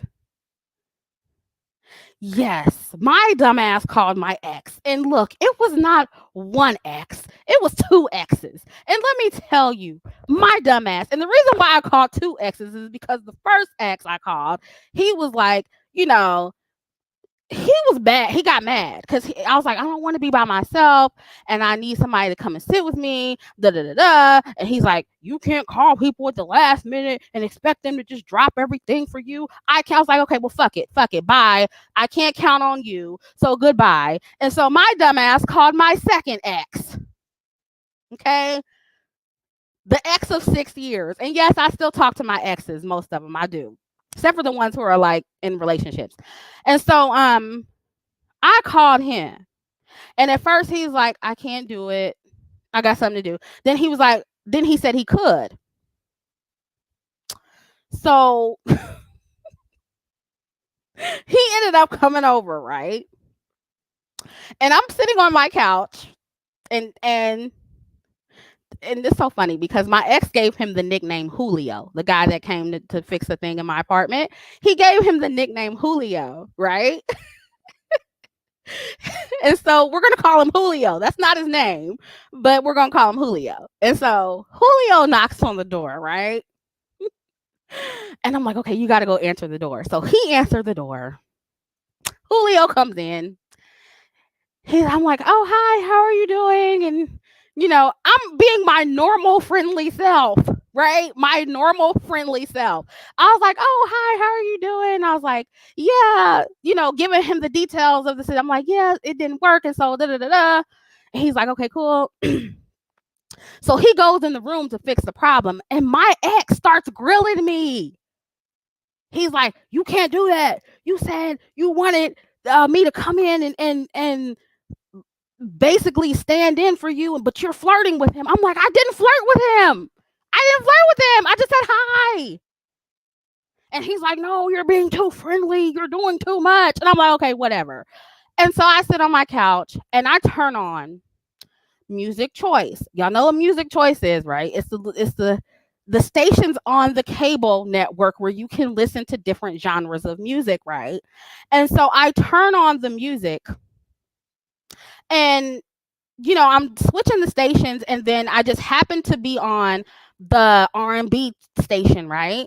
And a slow song happens to be on, and I'm like, okay, well, I want to listen to this. There's nothing else on I want to listen to. This nigga starts grilling me again. He's like, no, now you sound like you're trying to set up some type of red light special. Why are you playing that soft, slow love music? I'm like, are you fucking serious? So he's mad that I'm playing a love song, and he thinks that's going to make Julio. I'm like, but you're already here. You're already here. So he's already getting the vibe that you're my man. So, like, why does it matter what song I'm playing? Why does it matter?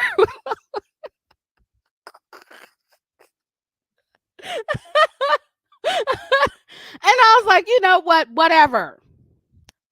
So this was the last straw that really pissed him off, right? And so he was done doing the thing, whatever he was doing. He was fixing in the room, right? I go back in the room because look, the reason why I go back there, I'm trying to make sure everything is okay and everything works appropriately, right? I went back there, and checked everything out. And of course he was looking at me, but he another nigga's in the house. So he's not gonna say anything. He already got the hint. And so, I'm like, okay, cool, everything works. We say our goodbyes, he leaves. That was that. This nigga, see, this is why you had me come over here and to stand in for you, and you still back there. You went back there with him. I'm like, I had to go see if it worked. Like, what did you expect me to do? Nah, man. You got me out here looking crazy. I'm like, you know what? This is why I shouldn't have called your ass. This is so moral of the story is never call your ex to try to stand in. If you're in that kind of situation that I was in, just have your mama come over and sit with you, because that's what my dumb ass should have did. Yeah, this was my ex of 6 years, and so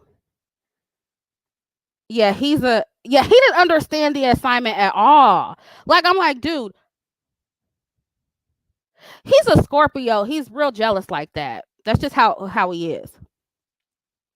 But like, I couldn't believe he was making a big deal out over simple stuff like that. Like a song on music. Really? He probably couldn't even hear the song that was playing.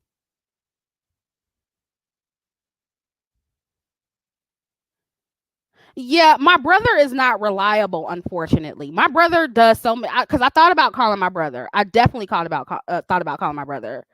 But he might have said he was gonna be there and didn't show up.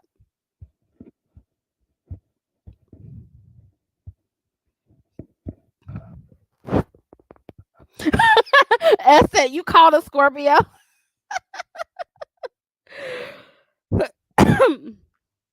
Yeah, my stepdad was at work. That wasn't gonna work. Yeah, the Hotep brother. I definitely could have called my brother. Somebody else could have came, but you have to understand this was in the morning. Everybody's at work or so I called the two people with the most flexible schedules. Like, well, I won't say flexible, but just like what's the word? Well, yeah, flexible where they're off at random times. Is they're not on like a set schedule. They both have their own businesses. Both of my exes have their own businesses, so if they can stop by, at a random time, they'll be able to do that. If I ask them to do something or ask them to come over at a certain time, sometimes they'll be able to come. It's not like they're going in and clocking in every day and they can't be available. So somebody said the Hotep not reliable. Of course not. I love my brother, but of course not.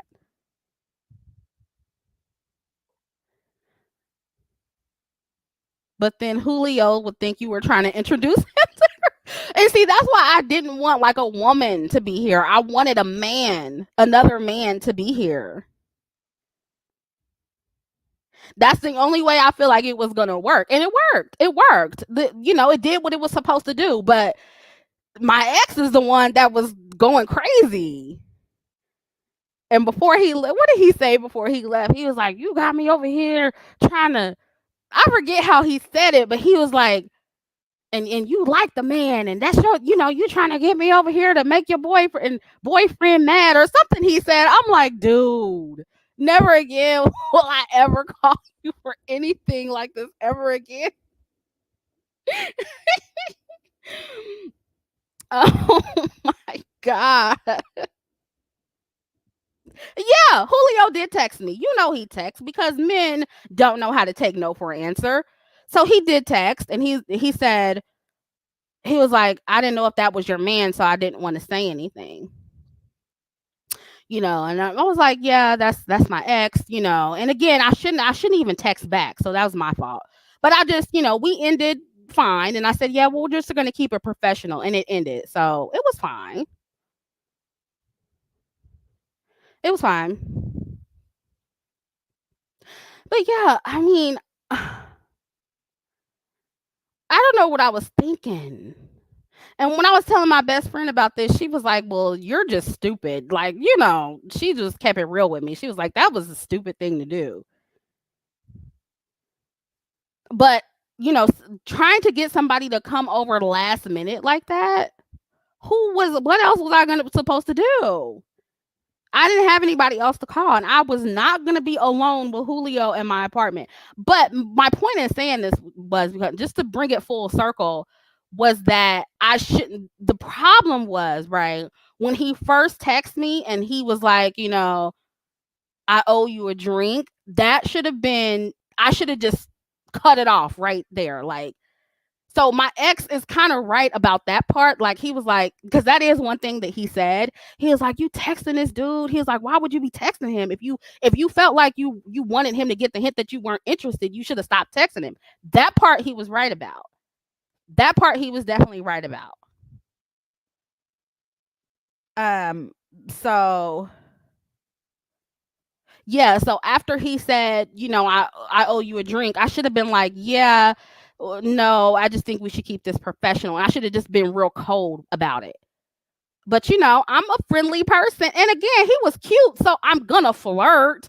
Even if I'm not interested in you being my man. I'm gonna flirt a little bit, but I shouldn't have done that. So that was my fault. But yeah, I definitely should have nipped it in the bud. But all of what my ex was talking about the music and about me flirting, that was totally exaggerated. Totally exaggerated. Come on now.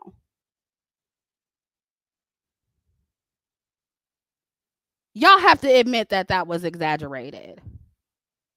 Let's keep it real.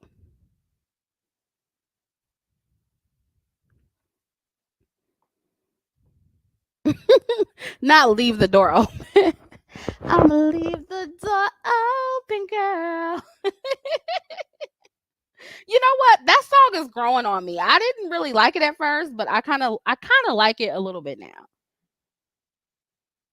Yeah, it was exaggerated. Thank you, Pickles and Jelly. Why is that your name? Why is that your screen name? But thank you.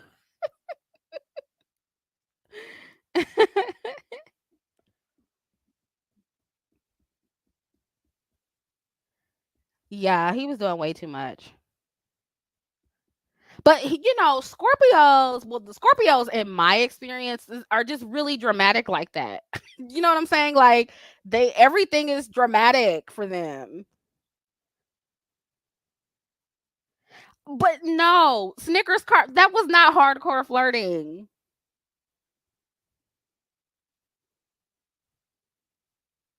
I'm gonna show you the let me see if I can find this. I'm gonna show you a part of our text message. So I can just show you, because the way y'all be acting like, I'm just like, cuz I feel like, listen, I will admit, okay, yes, I flirt too much. But this was when he was over here, that was not the case.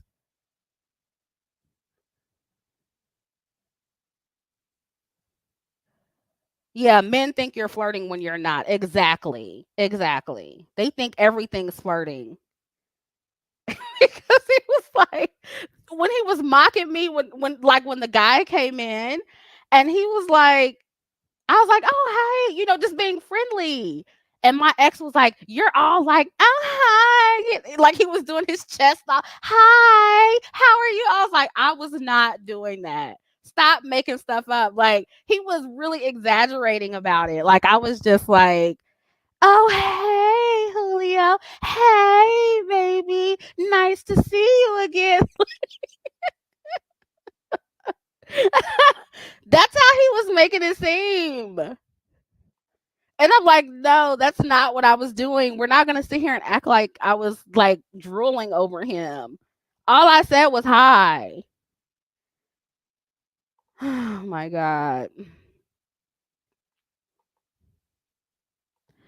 Y'all, I don't know. I don't know if I should be out here back in these streets dating again. Cause child, I'm a mess, girl. Okay.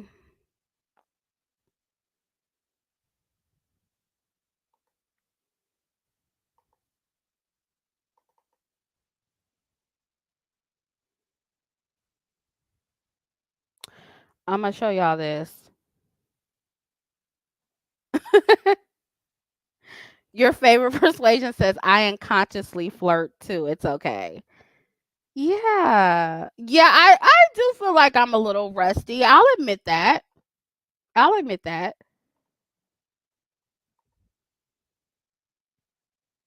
Um, where's the thing? Share screen.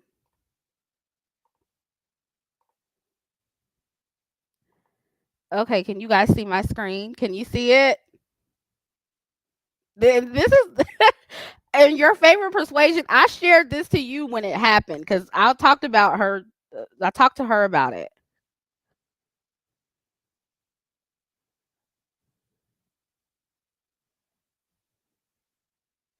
let, no, let him put some beef in your taco.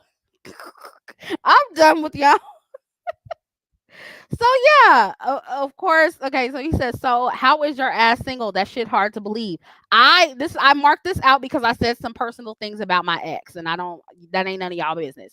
And then I said, "How old are you?" And he said, "I'm 29." I said, "You're cute but too young." LOL. And that's when he goes into, "Oh, since when is 29 young?" Laughing my ass off. "I'm still old enough to handle you. How old are you? Because you look young." And then I said, I'm turning 36 in July. I'm used to older men. Now, can you tell me, does that appear extra flirty to you? The only flirty thing I said, and of course I'm not showing y'all all of our exchange, but honestly, this was pretty much all I said to him that would be considered flirty. You're cute but too young. So I did acknowledge that I'm attracted to him. Oh yeah, and another thing I asked him in this text message, I said, "What sign are you?" This motherfucker's a Leo. So that's another reason I'm not about to fuck with your ass. I don't do Leos, even though I'm very attracted to fire signs. I just, well, I'm not gonna say I don't do Leos. I'm not saying I would ever never not do another one, but I haven't had the best experiences with Leos. 29 is too young for me. And look how he's texting. That's another thing. I don't like that. See, this is what I'm saying. I disqualify off of a whole bunch of shit. Like, and when I say a whole bunch of shit, it's not, I'm not saying it's a lot, but I am saying, like, to me, that's a red flag. Why are you typing like that?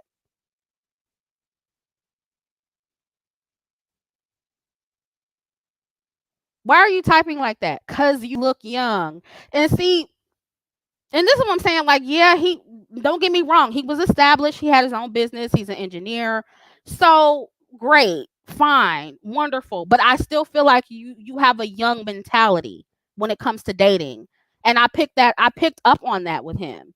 So that was one big reason I was not interested.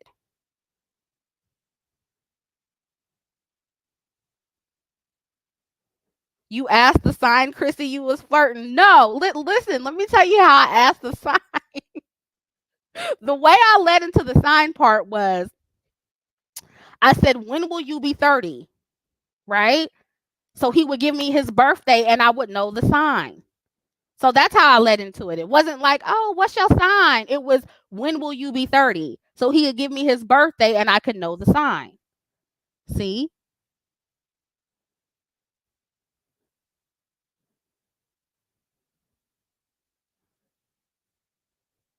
And what I picked up on him from him was like, just, first of all, a little bit of immaturity. Obviously you have to have some sort of maturity if you started your own business, but it was giving me very much so, I just started my own business, I'm just now starting to do good, which is great, that's fine, fabulous. But it was giving me, and I'm having fun and I'm running through a lot of bitches, like that's what it was giving me. And if I, boy, I really, I would love to show y'all this picture he sent, because he's very attractive.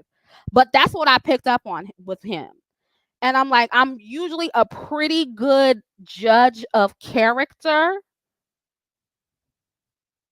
Yeah, and another thing I picked up on was, you one of them Latino men where you act like a black dude. And look, that's not, and when I say, y'all know what I mean when I say act like a black dude. It kind of sort of influenced by black culture.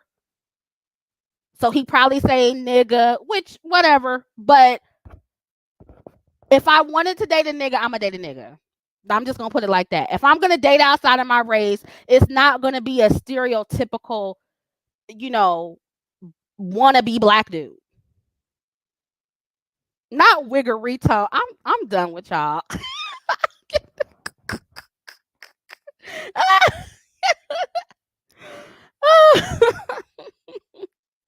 So it was multiple things that I was like, nah, nah. And again, I'm a very good judge of character. How tall was he? If I had to guess, I would probably say maybe 5'10", 5'11". Way taller than me. I'm 5'3", so the height wasn't a problem.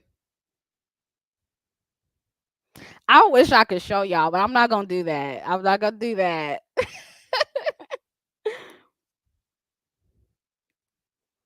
Wiggereek. I'm done. Taco Tyrone. Oh my god. Y'all, this is y'all are problematic. Y'all gonna get me accused of being what's the word for that? Racist. I guess racist. Somebody's gonna try to accuse me of being racist. Y'all are crazy. Yeah, like what's the, I'm not gonna say, I was gonna ask like what's the Latino version of a wigger, but he wasn't that. It wasn't like he came off as super, like trying to be quote unquote black, but it was there. It was a little bit was there. I saw it. I saw it. And those are the type that like to hit on black women and, thinking that black women are easy and all that. No. Mm-mm. Not Latino Leroy. Somebody said, girl, hop on that taco. Not Juan Hotep. I'm over. Oh my. No, I'm not showing the face and blurring it out. I'm not doing that. Somebody was gonna find that man. No, I'm not gonna do that. Yeah, trust your instincts. Exactly. Not Juan Tavius. I'm done with y'all. A look-alike. Who did he look like? I can't think. I can't think who he looks like. He didn't really look like a celebrity, that I can think of off the top of my head. But he was cute. He was, regular looking Latino guy. He had like light brown eyes, curly hair, tall.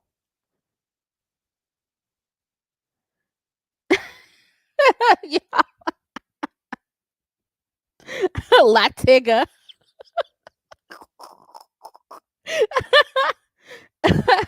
Oh my god.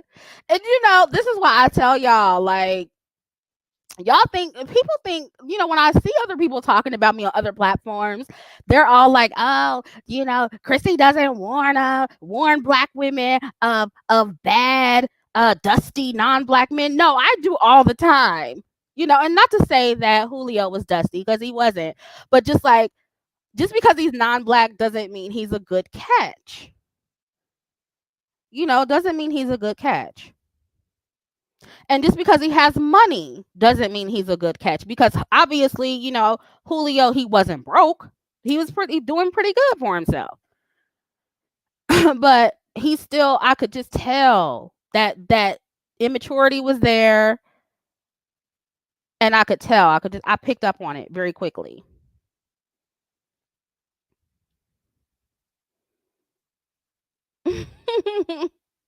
Oh my god, Jennifer Hudson as Aretha Franklin. I cannot wait to see that. I can't wait to see it. I just heard her. What is that song she just came out with? I just heard it. It was so good. I love her voice. I agree, Erica. Erica, you really be having my back. I appreciate you. I see you a lot. She says Chrissy always warns us of every possible outcome. They need to shut up and leave Chrissy alone. Thank you so much. We need another short story, honey. You know what? I was thinking of this the other day, like when me and my friend was talking about Tinder and stuff, like being on Tinder. And when she was asking me, should I get, or am I going to get back on Tinder? And I was thinking, like, I really wish that I had. I think I said this before. Tell me if I've already said this, because I'll be talking, but like, um, I had some of the funniest experiences when I was on Tinder. Like, I wish I would have screenshot some of those interactions to show you guys, and just kind of show you how I serial date, because it is possible, but you do have to like discard a lot of men. Like, I'm telling you, they come and go. You can match with a lot of guys, but you're only gonna find like one good guy out of 20. So it's like you have to like keep getting rid of them. And I have so many good stories I could tell you guys, but I just wish I would have saved some of those messages, because and again, like, a lot of the non-black men I met on there, trash. Black men, trash. Like, so men are trash. But I remember, tell me if I told this story already. But this one guy, I had matched with this older guy, right? And he was probably like 50. Like, I'm pretty sure he was in his 50s. And his photo, he looks so distinguished and so mature in his photo. He had a bald head. He was muscular. He took really good care of himself. You could tell in the picture. And so I was like, I usually don't do older men, but granddaddy looking kind of good. So let me go ahead and swipe right, or is it swipe left? I forget which one, because I ain't been on Tinder for so long. And so I swiped and we end up matching. So he immediately, right, he sends me a message. And he was like, and I was in the middle of doing something. I don't remember what I was doing, but I couldn't respond right away. And so he was like, first he said hi, something, something. I don't remember all of the exchange. But then he responds and he was like, I see you're a young woman. And he was like, I can turn that young ass out. Something he said of that nature. And I was like, whoa, whoa, whoa, whoa. Where did this come from? And then he sends me another message and he was like, you have 24 hours to respond. I'm like, okay, this is a little too much, granddaddy. I thought you was mature. And then like he kept sending messages, y'all, telling me of what he could do to me and how he could handle me and how I'm like, oh my God. And so I swiftly unmatched. Like I was like, oh, unmatched. I can't do it. I cannot do it. But like his whole persona was totally different from how he was acting. I was just like, but I'm telling you, like that was you have to like you're going to, and this is why I understand how online dating is exhausting. It is exhausting because like you do come across weird dudes all the time. And then yeah, he was a black guy, brown skin, older guy, very attractive, y'all. Like, I mean, like, I don't date older men, but yeah, he was the exception because, and then his bio, it was real nice. Like I forget what he did for a living, but obviously it checked all of my boxes. So I was like, oh yes, we can do that. But no, he was very immature. And then it was yeah, y'all, he was like, and I can handle your young ass. Like, and what it was what and what I quickly picked up on with him was that he's one of these older men who, having, a midlife crisis or whatever, beyond midlife crisis, whatever you call it. And he had a complex about getting older and being an older man and liking younger women. And he's on this app and he's competing with all of these younger men. So that's all that was with him. But I mean, I'm like, granddaddy, you gotta calm down. That ain't the way you win. That ain't the way you win, at least with mature younger women. Like, you can't do that. Yeah, still trying to be young, still trying to. But again, from I didn't pick that up from his photos at all.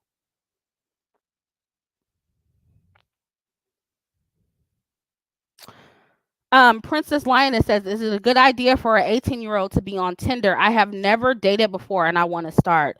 Again, I don't know what the dating atmosphere is like now on these sites, but I just recommend, like, if you can. I know you're only 18, but if you can afford some of the more expensive applications where you have to pay a little bit more a month, or what is that one called, the League, that one, maybe if you could get into that one. Yeah, it needs to be like certain ones where you can meet better guys. um yeah, I heard that Hinge was good. I don't know, a lot of people are saying no. Y'all give her some advice. She's 18. Where should she go to meet men? Since y'all are saying no to online date, and to me, online dating opens up your options. Like, it just makes so my thing is this: like, I don't recommend like only dating online, but yeah, you should kind of keep that in your back pocket. Obviously, you want to go to upscale places to try to meet guys or whatever, or maybe work at jobs where you can meet established men, men of means or whatever. But yeah, you should always keep online dating as a backup, because I'm gonna tell you, like, even though I had bad experiences, I also had very good experiences meeting guys online. I met doctors, I met engineers, I met professionals online. They're on there. But the thing is, what a lot of y'all are a little bit too into looks. So if a man doesn't match your physical requirements, or he doesn't have enough swag for you, or he's not fine enough for you, then you're passing up on him when you should not do that. So somebody said Christian Mingle. I can't. Luxie. Okay. Okay.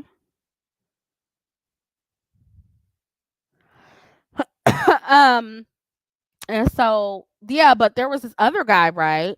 And this was a white guy. Um. And I knew, and I'm pretty sure I told this story before, but I knew I could just tell he may have been a fuck boy. But I was like, okay, I might give him a chance or whatever. And usually, sometimes, and I don't mean to be stereotypical when I say this, but some of those white men with long hair and like have that grungy kind of look, them be like the fuck boy white boys. Not all the time, but a lot of the times, those are like the fuck boy white boys. I don't know what it is about them with long hair and but whatever. So he was one of these guys. I'm like, but the reason his profile interest like grabbed my interest is because he was an artist. And that should have been a red flag, right? But he looked like a more established artist. You know, he had some pictures with some well-known people and so I'm like, okay, well maybe, let's see what it is. And so we matched. And so he sent the first message he sent me, right?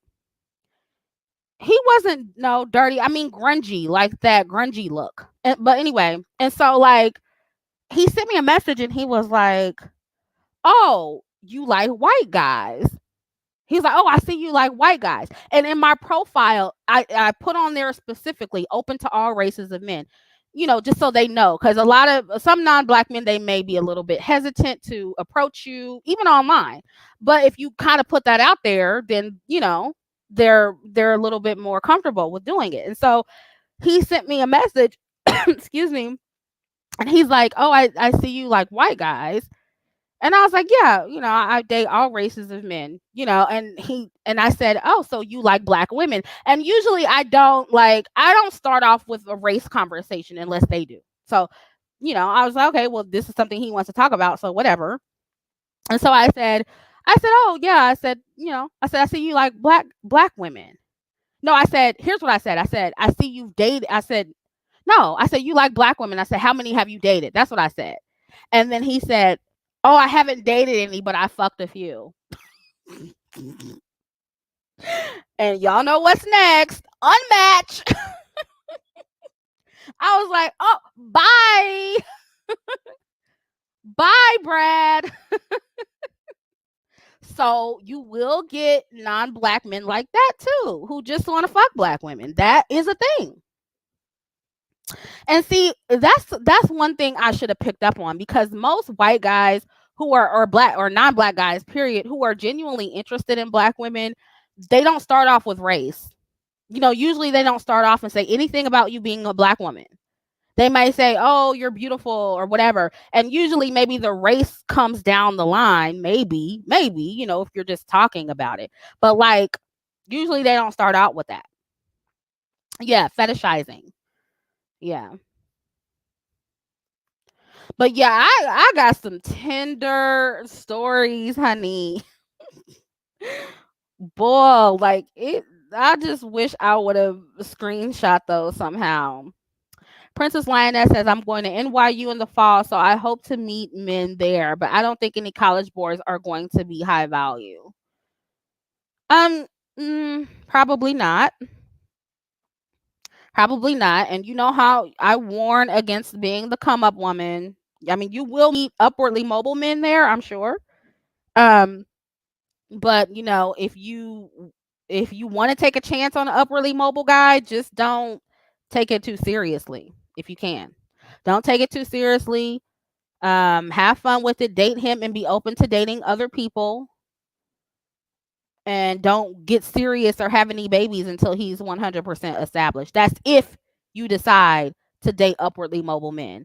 I recommend you going out to other places and trying to get older men who are out of college. Carp, I'm just going to say Carp. Granddaddy was ready to pull out the manacles, ball gags, and nip clamps. Honey, he was doing a lot.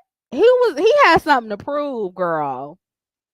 Spiritual B says, but tell me why I recently found out they be dating on the Spades app. Spades. I was like, wait a minute, this is what we're doing, creepy messages. Yeah, I mean, you'll find that on any app.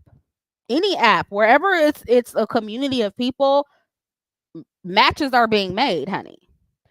Baby doll says, "Hey Chrissy, much love. Did you see the viral video of this black man yelling and cussing at a group of ladies at a dinner table in ATL because they rejected him?" I talked about that earlier, baby doll. I haven't seen the video, but we talked about men or or rejecting men and them flipping out. So just rewind.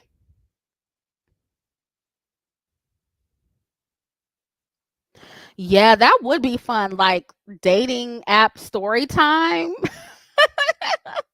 Cause I'm pretty sure we all, as women who have done online dating or app dating, I'm pretty sure we all have funny stories. I'm pretty sure.